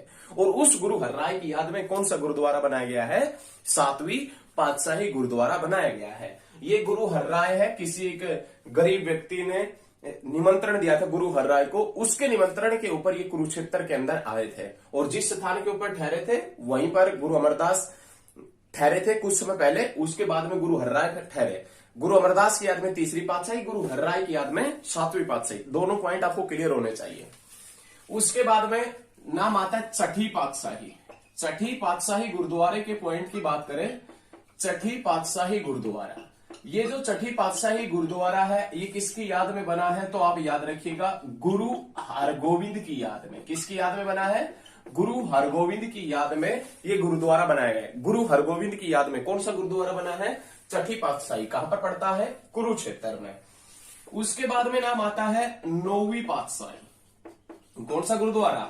9वीं पातशाही गुरुद्वारा। और ये 9वीं पातशाही गुरुद्वारा भी कहां पर पड़ता है? कुरुक्षेत्र में। और ये कौन से गुरु से संबंधित है? तो याद रखिएगा, गुरु तेग बहादुर से संबंधित है। किससे संबंधित है? गुरु तेग बहादुर। यहां पर गुरु तेग बहादुर कुरुक्षेत्र में आए थे। कुरुक्षेत्र में अपने अनुयायियों के साथ में आए थे और उसी गुरु तेग बहादुर की याद में कुरुक्षेत्र के अंदर कौन सा गुरुद्वारा बनाया गया है, तो आप याद रखिएगा नौवा या नौवीं पातशाही गुरुद्वारा है। ये कहां पर है, कुरुक्षेत्र में। देखिए पहली पातशाही जो गुरुद्वारा है हरियाणा के अंदर, जो पहली पातशाही गुरुद्वारा पड़ता है वो कहां पर पड़ता है, पानीपत के अंदर। लेकिन आपने याद रखना नौवीं पातशाही, छठी पातशाही, सातवीं पातशाही और 10वीं पातशाही और तीसरी पातशाही। ये नौवीं पातशाही का जिक्र किया गुरु तेग बहादुर से संबंधित है। उसके बाद में नाम आता है 10वीं पातशाही। 10वीं पातशाही गुरुद्वारा है, ये भी कुरुक्षेत्र के अंदर पड़ता है और ये किससे संबंधित है, तो याद रखिएगा गुरु गोविंद सिंह से। किससे संबंधित है, गुरु गोविंद सिंह से संबंधित है ये 10वीं पातशाही गुरुद्वारा। तो तीसरी, छठी, सातवीं, नौवीं, 10वीं पातशाही गुरुद्वारे हैं। ये कौन कौन से सिख गुरु से संबंधित है ये आपको पता होना चाहिए। और ये गुरुद्वारे कहां पर है, कुरुक्षेत्र में। ये कई बार क्वेश्चन 1-2 बार शायद HSSC ने पूछ लिया है। हरियाणा स्टाफ सिलेक्शन कमीशन है जिसका मुख्यालय कहां पर है, चंडीगढ़ में, सॉरी पंचकुला के अंदर जिसका मुख्यालय है। 10वीं पातशाही गुरुद्वारा, ये छठी पातशाही, नौवीं पातशाही, तीसरी पातशाही, ये सारे आपको याद होने चाहिए। उसके बाद में नाम आता है सिद्धवटी साहिब गुरुद्वारा। सिद्धवटी साहिब गुरुद्वारा है। ये सिद्धवटी साहिब गुरुद्वारा भी कहां पर पड़ता है, तो आप याद रखिएगा कुरुक्षेत्र में। सिद्धवटी साहिब गुरुद्वारा किससे संबंधित है, तो आप याद रखिएगा गुरु नानक देव से। किससे संबंधित है, गुरु नानक देव से संबंधित है। सिद्धवटी साहिब गुरुद्वारा हरियाणा में कहां पर है, तो आप बताएंगे कि सिद्धवटी साहिब गुरुद्वारा है, ये कुरुक्षेत्र के अंदर है। और सिद्धवटी साहिब गुरुद्वारा किससे संबंधित है, कौन से सिख गुरु से संबंधित है या किस सिख गुरु से संबंधित हो, बताएंगे किससे, गुरु नानक देव से संबंधित है। तो ये 5 गुरुद्वारे आप तुरंत नोट करें। अभी और भी बचे हुए हैं गुरुद्वारे, ये तुरंत आपको याद होने चाहिए। लगातार आप ऐसे ही पढ़ते रहें, आपको एक टाइम ऐसा मिलेगा आपको सफलता आपके कदम चूमेगी। और ये तो हमारी टैगलाइन है, यदि आप मेहनत करते हैं तो सफलता आपके कदम चूमेगी, और यदि आप मेहनत नहीं करते हैं तो आपको सफलता और पता नहीं किस किस के कदम चूमने पड़ेंगे। याद रखिएगा, यदि मेहनत करते हैं तो सफलता आपके कदम अवश्य चूमेगी, और यदि मेहनत नहीं करते हैं ना तो सफलता के कदम चूमेंगे आप, कन्फर्म है। उसके बाद में नाम आता है गुरुद्वारा त्रिवेणी। गुरुद्वारा त्रिवेणी के पॉइंट की बात करें तो ये गुरुद्वारा त्रिवेणी भी कहां पर पड़ता है, कुरुक्षेत्र में। लेकिन इस गुरुद्वारा त्रिवेणी को किस नाम से जाना जाता है, तो आप याद रखिएगा इसे करहो गुरुद्वारा के नाम से भी जानते हैं। गुरुद्वारा त्रिवेणी है, इस गुरुद्वारा त्रिवेणी को किस नाम से भी जानते हैं, करहो गुरुद्वारे के नाम से भी। और आपको पता होगा ये करहो हरियाणा की सर्वोच्च चोटी का भी नाम है। हम सर्वोच्च चोटी कुरुक्षेत्र में नहीं बता रहे हैं, सर्वोच्च चोटी जो पंचकुला के अंदर पड़ती है उसका नाम भी करहो ही है। और त्रिवेणी गुरुद्वारे को किस नाम से भी जाना जाता है, तो आप याद रखिएगा करहो गुरुद्वारे के नाम से। किस नाम से, करहो गुरुद्वारे के नाम से। उसके बाद में गुरुद्वारा राजघाट। राजघाट गुरुद्वारा जो पड़ता है वो कहां पर पड़ता है, तो आप याद रखिएगा कुरुक्षेत्र में। उसके बाद में गुरुद्वारा मस्तगढ़, मस्तगढ़ गुरुद्वारा है वो भी कहां पर पड़ता है, कुरुक्षेत्र में। उसके बाद में दमदमा साहिब गुरुद्वारा, ये दमदमा साहिब गुरुद्वारा कहां पर पड़ता है, कुरुक्षेत्र में। उसके बाद में बाहोली साहिब गुरुद्वारा, बाहोली साहिब गुरुद्वारा, और ये बाहोली साहिब गुरुद्वारा भी कहां पर पड़ता है, कुरुक्षेत्र में। बहुत अच्छे पॉइंट हैं, एक एक पॉइंट को हम डिटेल से पढ़ा रहे हैं, नहीं एक एक पॉइंट आपको समझ में आ रहा होगा। समझ में आ रहा है ना, समझ में आए तो वीडियो को ज्यादा से ज्यादा आप शेयर वगैरह कर दिया करें। 1-2 सेकंड में कुछ नहीं होने वाला है आपका, ज्यादा से ज्यादा शेयर करें। देखें गुरुद्वारा राजघाट की बात करें तो कुरुक्षेत्र में, लेकिन राजघाट किसका समाधि स्थल है, महात्मा गांधी का, और कहां पर पड़ता है, दिल्ली के अंदर पड़ता है। उसके बाद में दमदमा साहिब गुरुद्वारा कहां पर है, कुरुक्षेत्र में। भाई दमदमा साहिब जो गुरुद्वारा है, ये दमदमा साहिब जो गुरुद्वारा है ये कहां पर पड़ता है, कुरुक्षेत्र में। लेकिन हरियाणा की सबसे बड़ी झील, हरियाणा की सबसे बड़ी झील का पॉइंट का डिस्कशन करें तो हरियाणा की सबसे बड़ी झील है जिसका नाम है दमदमा साहिब। हरियाणा की सबसे बड़ी झील जिसका नाम है दमदमा साहिब, और ये हरियाणा की सबसे बड़ी जो झील है ये भी कहां पर पड़ती है, तो आप याद रखिएगा कुरुक्षेत्र। हरियाणा की सबसे बड़ी झील जिसका नाम है दमदमा साहिब, ये दमदमा साहिब झील भी कहां पर है, दमदमा साहिब गुरुद्वारा कुरुक्षेत्र में, और दमदमा झील कहां पर है? सोहना गुरुग्राम के अंदर। ये याद रखिए, कोई बात नहीं। हरियाणा की सबसे बड़ी झील है, हरियाणा की सबसे बड़ी झील जिसका नाम है दमदमा झील, जो सोहना गुरुग्राम के अंदर लगभग 3000 एकड़ में फैली है। ये हरियाणा की सबसे बड़ी झील है।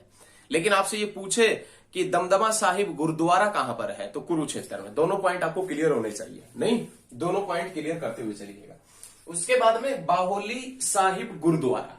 बाहोली साहिब जो गुरुद्वारा है वो कहां पर पड़ता है? कुरुक्षेत्र में। लेकिन बापोली तेल शोधन कारखाना, बाहोली या बापोली तेल शोधन कारखाना आपसे पूछ लेगा तो आप कहां पर बताएंगे? तो याद रखिएगा, पानीपत के अंदर। बाहोली साहिब गुरुद्वारा कुरुक्षेत्र में, लेकिन बाहोली तेल शोधन कारखाना है, ये कहां पर पड़ता है? तो आप बताएंगे कहां पर? कुरुक्षेत्र के अंदर। सारे पॉइंट क्लियर होने चाहिए। गुरुद्वारों से संबंधित सभी पॉइंट क्लियर है, कोई पॉइंट बीच में नहीं छूटेगा। मजा आएगा, इंटरेस्ट बनेगा, बस दिल थाम के बैठे रहिएगा। चलिए नोट कीजिए, तुरंत नोट कीजिए। अब आगे बढ़ते हैं, आगे बढ़े तो अब ये सिखों से संबंधित सभी पॉइंट थे। अब हम बात करेंगे मुस्लिम धर्म से संबंधित जो पॉइंट है उनका डिस्कशन इस वीडियो के अंदर करेंगे, जो भी पॉइंट मुस्लिम धर्म से संबंधित है। देखिए, मुस्लिम धर्म से संबंधित पॉइंटों का डिस्कशन करें तो सबसे पहले नाम आता है शेख चिल्ली का मकबरा। शेख चिल्ली का मकबरा, भाई ये शेख चिल्ली का मकबरा है, ये क्यों प्रसिद्ध है, या हरियाणा जीके के अंदर इसका नाम वर्णन स्वर्णिम अक्षरों में क्यों लिखा हुआ है? भाई शेख चिल्ली का मकबरा जो कहां पर पड़ता है, तो आप याद रखिएगा, थानेसर कुरुक्षेत्र के अंदर। थानेसर कुरुक्षेत्र के अंदर ये शेख चिल्ली का मकबरा पड़ता है। ये शेख चिल्ली का मकबरा जो थानेसर कुरुक्षेत्र के अंदर पड़ता है, इसे हरियाणा का ताजमहल कहते हैं। हरियाणा का ताजमहल, हरियाणा के ताजमहल के नाम से किसे जानते हैं? शेख चिल्ली के मकबरे को जानते हैं। अब हरियाणा का ताजमहल कहते हैं तो कोई ना कोई तो इसमें कहानी छुपी हुई होगी, या किसकी याद में बना है। तो याद रखिएगा, ये जो हरियाणा का ताजमहल है, शेख चिल्ली का मकबरा, इसमें मूल्यवान और सुंदर संगमरमर का प्रयोग किया गया है। और ऐसा बताया गया है कि आगरा का जो ताजमहल है, आगरा का जो ताजमहल है, उसके बाद में सबसे सुंदर जो महल है वो कौन सा है? शेख चिल्ली का मकबरा। या आगरा के ताजमहल के अंदर जो सुंदर कलाकृति की हुई है, उसके बाद में जो सबसे सुंदर कलाकृति देखने को मिलती है वो कहां पर मिलती है? शेख चिल्ली के मकबरे के अंदर। इसी कारण कहा गया कि आगरा के ताजमहल के बाद में जो सबसे सुंदर भवन है, सबसे सुंदर महल है, या सबसे सुंदर कलाकृति है, वो किसके अंदर मिलती है? शेख चिल्ली के मकबरे के अंदर मिलती है। और इसी कारण इसे किस नाम से जाना जाता है? हरियाणा के ताजमहल के नाम से जाना जाता है। ऐसा भी बताया गया है कि जो आगरा का ताजमहल है, उसके बाद में सबसे सुंदर इमारत कौन सी है? शेख चिल्ली का मकबरा। आगरा के ताजमहल के बाद सबसे सुंदर इमारत शेख चिल्ली के मकबरे को किसने बताया था? तो याद रखिएगा, डेविड रोस ने। किसने बताया था? तो आप याद रखिएगा, डेविड रोस ने। फिर से एक बार पॉइंट नोट कर लीजिए, फिर से क्वेश्चन दोबारा पढ़ लीजिए।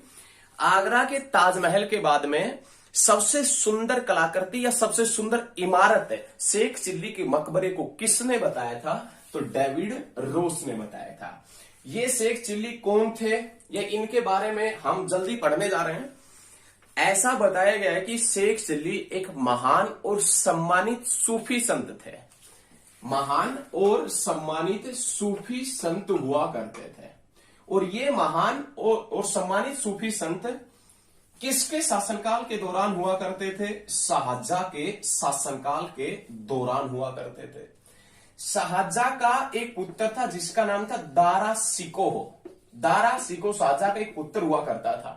वो दारा शिकोह इस महान सूफी संत का शिष्य और प्रशंसक था। याद रखिएगा, सूफी संत जो हुआ करते थे शेख चिल्ली, वो किसके शासनकाल में थे? शाहजहां के शासनकाल में। शाहजहां का एक पुत्र था जिसका नाम था दारा शिकोह, और वो दारा शिकोह शिष्य हुआ करता था शेख चिल्ली का। और प्रशंसक हुआ करता था शेख चिल्ली का। और उसी कारण से इस शेख चिल्ली का मकबरा किसके शासनकाल में बना था? शाहजहां के शासनकाल में। ऐसा भी बताया गया है कि जो दारा शिकोह था उसने शेख चिल्ली से काफी महत्वपूर्ण बातें सीखी थी, ऐसा बताया गया है। दूसरा पॉइंट देखें कि शेख चिल्ली के बारे में किसी और दूसरी बुक में इसका क्या वर्णन मिलता है। ऐसा बताया गया कि शेख चिल्ली ईरान से लौटे थे। ऐसा बताया गया है कि जो शेख चिल्ली थे वो ईरान से लौटे थे और यहां पर वो किससे मिलने के लिए आए थे? तो कुतुब जलाउद्दीन से मिलने के लिए आए थे। किससे मिलने के लिए आए थे? कुतुब जलाउद्दीन से मिलने के लिए आए थे, परंतु किसी कारणवश इनकी डेथ हो जाती है थानेसर में। किसी कारणवश इनकी डेथ हो गई थानेसर में और उसी थानेसर में इनकी याद में क्या बना दिया गया? मकबरा। तो आपने ये पूरी प्रेम कहानी या पूरी जो कहानी है ये पढ़ने की कोई आवश्यकता नहीं है, बस आपने 3 पॉइंट पढ़ने हैं। शेख चिल्ली का मकबरा कहां पर है? थानेसर में। हरियाणा का ताजमहल किसे कहते हैं? थानेसर को। ताजमहल के बाद में सबसे सुंदर कलाकृति वाली इमारत किसे बताया गया है? शेख चिल्ली के मकबरे को। किसने कहा था ये? डेविड रोज ने। 3 पॉइंट हो गए। चौथा पॉइंट आपने याद रखना है कि जो शेख चिल्ली का मकबरा है इसमें मूल्यवान और काफी बहुमूल्य संगमरमर का प्रयोग किया गया है। याद रखिएगा, संगमरमर का प्रयोग किया गया है। लेकिन ये क्वेश्चन भाई काफी बार पूछा जा चुका है कि हरियाणा का ताजमहल किसे कहते हैं? तो हरियाणा का ताजमहल किसे कहते हैं? शेख चिल्ली के मकबरे को कहते हैं। उसके बाद में इसे राष्ट्रीय महत्व स्मारक घोषित किया गया है। इसे राष्ट्रीय महत्व स्मारक घोषित किया गया है। और इसे राष्ट्रीय महत्व स्मारक कब घोषित किया गया था? 1958 के अंदर। शेख चिल्ली के मकबरे को राष्ट्रीय महत्व स्मारक कब घोषित किया गया? 1958 के अंदर इसे राष्ट्रीय महत्व स्मारक घोषित किया गया था। चलो आगे बढ़ते हैं, आगे देखें, ये पॉइंट याद रखिएगा। उसके बाद में अब हम देखेंगे कुरुक्षेत्र के जो प्रसिद्ध पर्यटन स्थल है उनका डिस्कशन करेंगे। देखिए, सबसे पहले जो नाम आता है वो नाम आता है पैराकीट। पैराकीट पर्यटन स्थल, पर्यटन स्थल। ये पैराकीट पर्यटन स्थल कहां पर पड़ता है? कुरुक्षेत्र में। उसके बाद में नाम आता है तितर प्रजनन केंद्र। तितर प्रजनन केंद्र, ये तितर प्रजनन केंद्र कहां पर पड़ता है? पीपली के अंदर पड़ता है। उसके बाद में नाम आता है मगरमच्छ, मगरमच्छ प्रजनन केंद्र। मगरमच्छ प्रजनन केंद्र कहां पर पड़ता है? भोर सैदान, भोर सैदान कुरुक्षेत्र के अंदर पड़ता है, कुरुक्षेत्र में। उसके बाद में नाम आता है लघु चिड़ियाघर, लघु चिड़ियाघर। लघु चिड़ियाघर कहां पर पड़ता है? पीपली कुरुक्षेत्र में, पीपली कुरुक्षेत्र में। और उसके बाद में जो नाम आता है वो नाम आता है छिलछिला वन्य जीव अभ्यारण्य, छिलछिला वन्य जीव अभ्यारण्य। ये वन्य जीव अभ्यारण्य छिलछिला ये हरियाणा का सबसे छोटा है। हरियाणा का सबसे छोटा वन्य जीव अभ्यारण्य कौन सा है? छिलछिला। हरियाणा का सबसे छोटा वन्य जीव अभ्यारण्य छिलछिला वन्य जीव अभ्यारण्य, जो कहां पर पड़ता है? तो आप याद रखिएगा कुरुक्षेत्र में। कहां पर पड़ता है? कुरुक्षेत्र में। किस लिए प्रसिद्ध है? तो याद रखिएगा शीतकालीन पक्षियों के लिए। यहां पर आपने 2 पॉइंट बड़े आराम से क्लियर करने हैं प्यारे स्टूडेंट। एक बार आपके माइंड में ये रहना चाहिए कि ये पूछे कि कौन सा नेशनल पार्क शीतकालीन पक्षियों के लिए प्रसिद्ध है, तो सुल्तानपुर नेशनल पार्क आएगा। ये पूछे कि इनमें से कौन सा वन्य जीव अभ्यारण्य शीतकालीन पक्षियों के लिए प्रसिद्ध है, तो छिलछिला वन्य जीव अभ्यारण्य आएगा। और ये पूछे कि इनमें से कौन सा स्थान शीतकालीन पक्षियों के लिए प्रसिद्ध है, और उसमें आपसे मिले कि भाई साहब सुल्तानपुर नेशनल पार्क भी और छिलछिला वन्य जीव अभ्यारण्य भी, तो नाम आएगा सुल्तानपुर नेशनल पार्क का। ये तीनों पॉइंट क्लियर होने चाहिए। उसके बाद में नीलकंठी, नीलकंठी, नीलकंठी यात्री निवास। नीलकंठी यात्री निवास है वो कहां पर पड़ता है? कुरुक्षेत्र में। उसके बाद में आपने याद रखना है नील क्रांति, नील क्रांति कृष्णा डैम। नील क्रांति कृष्णा डैम है, ये कहां पर पड़ता है? कुरुक्षेत्र में। नील क्रांति कृष्णा डैम है, ये कहां पर पड़ता है? कुरुक्षेत्र में। कल्पना चावला तारामंडल, कल्पना चावला तारामंडल, कल्पना चावला तारामंडल भी कहां पर पड़ता है? कुरुक्षेत्र में। हरियाणा का पहला वेलोड्रम कहां पर है? तो आप याद रखिएगा कुरुक्षेत्र यूनिवर्सिटी के अंदर। हरियाणा का पहला वेलोड्रम कहां पर स्थापित किया गया? कुरुक्षेत्र यूनिवर्सिटी के अंदर। वेलोड्रम होता क्या है तो आप याद रखिएगा, साइकिलिंग का जो खेल परिसर है, साइकिलिंग का जो खेल मैदान है, खेल ग्राउंड है साइकिलिंग का जो खेल परिसर है, उसे किस नाम से जानते हैं? वेलोड्रम के नाम से। और हरियाणा का पहला वेलोड्रम कहां पर है तो आप याद रखिएगा, कुरुक्षेत्र यूनिवर्सिटी के अंदर बनाया गया था। उसके बाद में नाम आता है राजा हर्ष का टीला। राजा हर्ष का टीला, और राजा हर्ष का टीला कहां पर पड़ता है तो याद रखिएगा, थानेसर के अंदर। एक महत्वपूर्ण जानकारी आपको हम बता दें, राजा हर्ष का टीला जो थानेसर के अंदर पड़ता है, ये जो थानेसर नगर है ना, ये राजा हर्ष के टीले के ऊपर स्थित है। थानेसर नगर किस टीले के ऊपर स्थित है तो राजा हर्ष के टीले के ऊपर। थानेसर जो है वो कौन से टीले के ऊपर? राजा हर्ष के टीले के ऊपर स्थित है। उसके बाद में राजा कर्ण का टीला। राजा कर्ण का टीला, ये राजा कर्ण का टीला है, ये भी कहां पर पड़ता है? थानेसर में।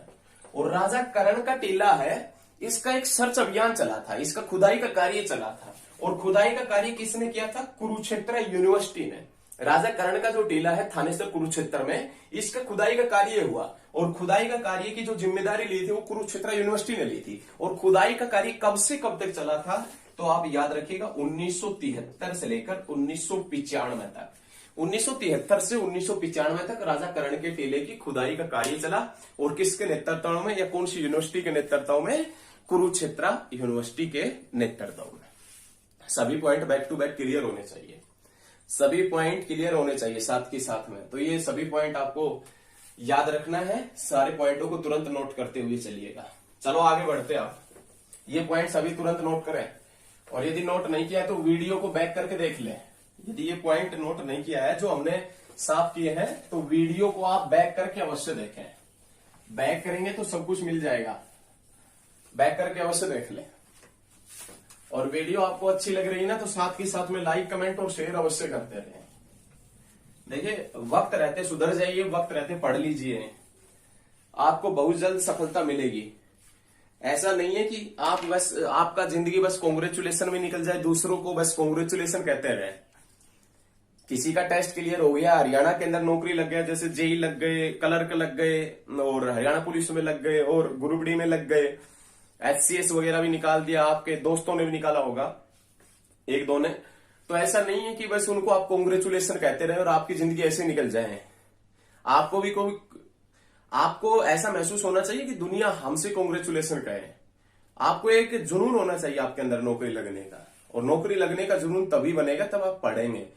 ये तो भाई, ये हमारी जो टैगलाइन है वो ऐसी नहीं है कि यदि आप मेहनत करते तो सफलता आपके कदम चूमेगी, और मेहनत नहीं करते तो सफलता के कदम आपको चूमने पड़ेंगे। देखें, उसके बाद में नाम आता है हड़प्पा कालीन स्थल। हड़प्पा कालीन स्थल, हड़प्पा कालीन स्थल भगवानपुर व दौलतपुर। हड़प्पा कालीन स्थल भगवानपुर व दौलतपुर कौन से डिस्ट्रिक्ट के अंदर है? कुरुक्षेत्र में। अब आपके माइंड में आना चाहिए, या बुकों जो जिसने भी बुक बनाई है सभी बुकों के अंदर लिखा हुआ है हड़प्पा कालीन स्थल है वो भगवानपुर और दौलतपुर कुरुक्षेत्र में। अब कुरुक्षेत्र के अंदर जो हड़प्पा कालीन स्थल है भगवानपुर और दौलतपुर, इसको हड़प्पा कालीन ही क्यों कहा गया है? क्योंकि भैया भगवानपुर और दौलतपुर में जब खुदाई का कार्य हुआ था तो वहां से हड़प्पा कालीन मर्तभांड मिले थे, हड़प्पा कालीन अवशेष मिले थे। इसी कारण भगवानपुर और दौलतपुर हड़प्पा कालीन स्थल कहां पर पड़ता है? कुरुक्षेत्र में। इसी कारण इनको हड़प्पा कालीन स्थल कहा जाता है। उसके बाद में सैंधव कालीन स्थल। सैंधव कालीन स्थल, सैंधव कालीन स्थल के पॉइंट की बात करें तो जिसमें नाम आता है मिर्जापुर। सैंधव कालीन स्थल मिर्जापुर व अमीन। मिर्जापुर व अमीन कहां पर पड़ते हैं? कुरुक्षेत्र में पड़ते हैं। उसके बाद में नाम आता है बुद्ध की प्रतिमा कहां से मिली है? बुद्ध की, महात्मा बुद्ध की जो प्रतिमा है वो कहां से मिली है? तो आप याद रखिएगा, थानेसर से मिली है। कहां से मिली है? थानेसर से मिली है। उसके बाद में गुज्जर प्रतिहार वंश के अभिलेख कहां से मिले हैं? गुज्जर प्रतिहार वंश के अभिलेख कहां से मिले हैं? तो आप याद रखिएगा, पेहुआ से मिले हैं। कहां से मिले हैं? पेहुआ से मिले। गुज्जर प्रतिहार वंश के अभिलेख कहां से मिले हैं? पेहुआ से। उसके बाद में आपने याद रखना महर्षि वाल्मीकि आश्रम। महर्षि वाल्मीकि आश्रम, महर्षि वाल्मीकि आश्रम कहां पर है? थानेसर के अंदर है।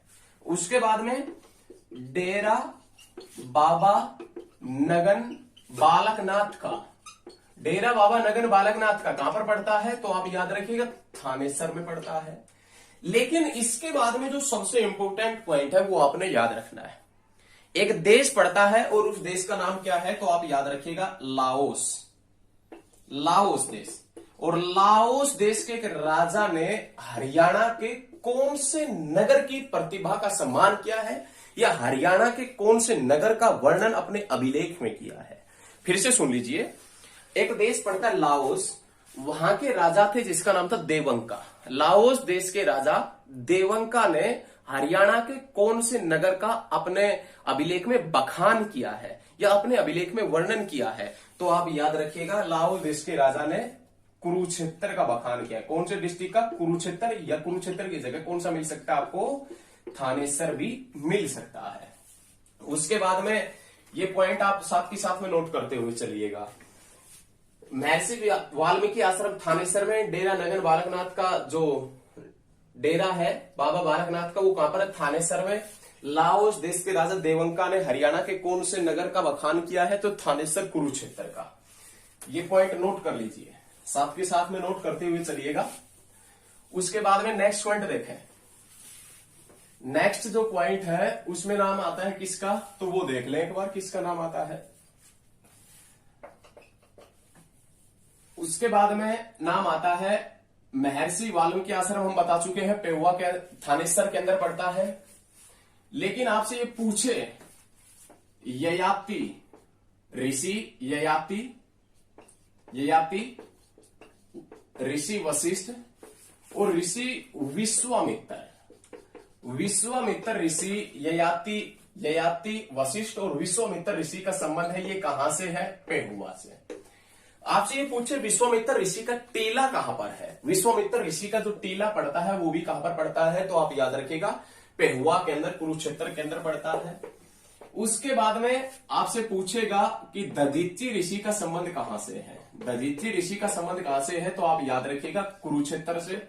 और फिर पूछेगा अगस्त्य ऋषि का संबंध कहां से है? तो आप याद रखिएगा फिर क्या क्या बताओगे? कुरुक्षेत्र से। अगस्त्य ऋषि का संबंध भी कहां से है? कुरुक्षेत्र से। उसके बाद में पूछेगा कि महिला हॉकी अकादमी, महिला हॉकी अकादमी कहां पर है? तो आप बताएंगे शाहबाद में। महिला हॉकी अकादमी कहां पर है? शाहबाद के अंदर पड़ती है। उसके बाद में क्वेश्चन आए कि द्रोणाचार्य स्टेडियम कहां पर है? द्रोणाचार्य स्टेडियम, तो आप बताएंगे कि कहां पर पड़ता है? द्रोणाचार्य स्टेडियम कुरुक्षेत्र के अंदर पड़ता है। उसके बाद में पूछे कि मुगलों का द्वीप, मुगलों का द्वीप किसे कहते हैं? तो मुगलों के द्वीप के नाम से किसे जानते हैं? थानेसर को जानते हैं।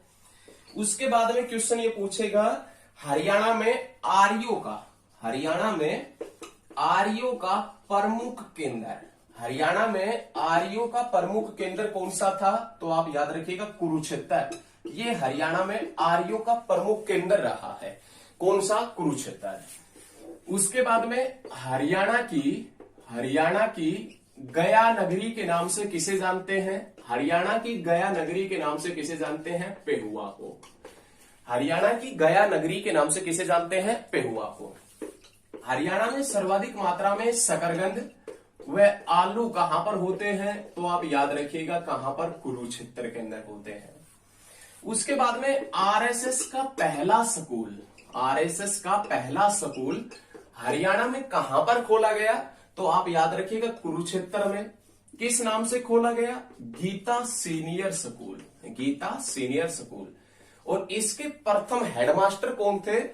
दीनानाथ बत्रा। याद रखिएगा दीनानाथ बत्रा। ये क्वेश्चन भाई एचएसएससी पूछ चुका है, ये क्वेश्चन एचएसएससी पूछ चुका है कि दीनानाथ बत्रा का संबंध किससे है? तो दीनानाथ बत्रा का संबंध किससे है? शिक्षा से संबंधित है। किससे संबंधित है? शिक्षा से संबंधित है। उसके बाद में नाम आता है महाभारत का। महाभारत का युद्ध चला था कुरुक्षेत्र में, और ये महाभारत का युद्ध कितने दिन चला था? 18 दिन चला था। महाभारत का युद्ध चला 18 दिन। महाभारत का मूल नाम क्या है? तो आप याद रखिएगा, महाभारत का मूल नाम है जय संहिता। महाभारत का मूल नाम क्या है? जय संहिता। महाभारत युद्ध जीतने के पश्चात, महाभारत युद्ध जीतने के पश्चात युधिष्ठिर ने, किसने? युधिष्ठिर ने महाभारत युद्ध जीतने के पश्चात युधिष्ठिर ने चंद्रकूप का निर्माण करवाया था कुरुक्षेत्र में। चंद्रकूप कहां पर पड़ता है? कुरुक्षेत्र में। इसका निर्माण किसने करवाया था? युधिष्ठिर ने। कौन सा युद्ध जीतने के बाद? महाभारत। कितने दिन चला था महाभारत का युद्ध? 18 दिन चला था महाभारत का युद्ध। तो ये सभी पॉइंट कुरुक्षेत्र से संबंधित है। कोई भी पॉइंट यदि एक दो पॉइंट यदि रहते भी हैं तो उनका बहुत जल्द हम डिस्कशन कर लेंगे वीडियो के अंदर, लेकिन शायद कोई पॉइंट नहीं रहा और रहेगा तो हम तुरंत कोई किसी भी वीडियो के अंदर उसका डिस्कशन कर लेंगे। अब कुरुक्षेत्र का प्रमुख व्यक्ति आते हैं, कुरुक्षेत्र के जो प्रसिद्ध महान व्यक्ति है उनका डिस्कशन करेंगे। आप भाई ये पॉइंट नोट कर लीजिए, ये पॉइंट आपके माइंड में रहना चाहिए कि दीनानाथ बत्रा का संबंध किससे है? शिक्षा से है। याद रखें, दीनानाथ बत्रा का संबंध जो है वो किससे है? तो याद रखिएगा, शिक्षा से दीनानाथ बत्रा का संबंध है। और उसके बाद में नेक्स्ट पॉइंट देखें। नेक्स्ट पॉइंट में नाम आता है प्रमुख व्यक्ति। प्रमुख व्यक्ति जो कुरुक्षेत्र के प्रमुख व्यक्ति है उनका, तो सबसे पहले नाम आता है नवजोत कौर। नवजोत कौर व रानी रामपाल। रानी रामपाल हॉकी खिलाड़ी शाहाबाद। हॉकी कहां से है? शाहाबाद से है। याद रखिएगा, रानी रामपाल और नवजोत कौर हॉकी खिलाड़ी कहां से है? शाहाबाद से। उसके बाद में नाम आता है संदीप सिंह। संदीप सिंह हॉकी खिलाड़ी कहां से है? शाहाबाद से। संदीप सिंह हॉकी खिलाड़ी शाहाबाद से है। और ये संदीप सिंह वर्तमान में हरियाणा के शिक्षा मंत्री है। ये संदीप सिंह वर्तमान में हरियाणा के शिक्षा मंत्री नहीं भाई, खेल मंत्री, खेल मंत्री है। शिक्षा मंत्री तो कंवरपाल गुज्जर है। सॉरी, शिक्षा मंत्री तो कंवरपाल गुज्जर है जो जगाधरी से विधायक है। ये जो संदीप सिंह है ये हरियाणा के खेल मंत्री। और ये कहां से विधायक है? तो आप याद रखिएगा, विधायक है पेहुआ से। संदीप सिंह जो विधायक है वो कहां से विधायक है? पेहुआ से विधायक है। और पेहुआ जो 9वीं शताब्दी में घोड़ों के व्यापार का प्रसिद्ध केंद्र हुआ करता था, किसके शासनकाल में? ये आप आंसर दें कमेंट बॉक्स में। पेहुआ 9वीं शताब्दी में किसके शासनकाल के दौरान घोड़ों का व्यापार का प्रसिद्ध केंद्र हुआ करता था? तो आप याद रखिएगा 9वीं शताब्दी में किसके शासनकाल के दौरान? इसका आंसर अपने कमेंट में देना है। ये संदीप सिंह जिसका जन्म हुआ था 1986 के अंदर। ये संदीप सिंह जिसने हॉकी का कप्तान बना 2009 के अंदर, भारतीय हॉकी टीम है उसका कप्तान बना 2009 के अंदर। और इस संदीप सिंह को 2010 के अंदर कौन सा पुरस्कार मिला था? अर्जुन पुरस्कार। कौन सा पुरस्कार मिला था? अर्जुन पुरस्कार। और 2019 के विधानसभा चुनाव में ये कहां से जीते हैं? पेहुआ से। और पेहुआ से जीतकर कौन सा मंत्रालय इनको दिया गया है? खेल मंत्रालय दिया गया है। लेकिन आज का जो लास्ट क्वेश्चन है वो क्वेश्चन ये है कि हरियाणा में सर्वाधिक हॉकी खिलाड़ी या हरियाणा से सर्वाधिक हॉकी खिलाड़ी कौन से शहर से निकले हैं? तो हरियाणा में सबसे ज्यादा हॉकी खिलाड़ी कौन से शहर से निकले हैं? शाहाबाद। और शाहाबाद कौन सी नदी के ऊपर है? मारकंडा नदी के ऊपर पड़ता है। याद रखिएगा। एक क्वेश्चन और बच गया। एक क्वेश्चन ये बच गया, जनसंचार व मीडिया तकनीकी संस्थान। जनसंचार व मीडिया तकनीकी संस्थान कहां पर पड़ता है? तो आप याद रखिएगा कुरुक्षेत्र में। एक क्वेश्चन और है, वो क्वेश्चन है राष्ट्रीय डिजाइन संस्थान। राष्ट्रीय डिजाइन संस्थान कहां पर पड़ता है? तो आप याद रखिएगा कुरुक्षेत्र के अंदर राष्ट्रीय डिजाइन संस्थान पड़ता है।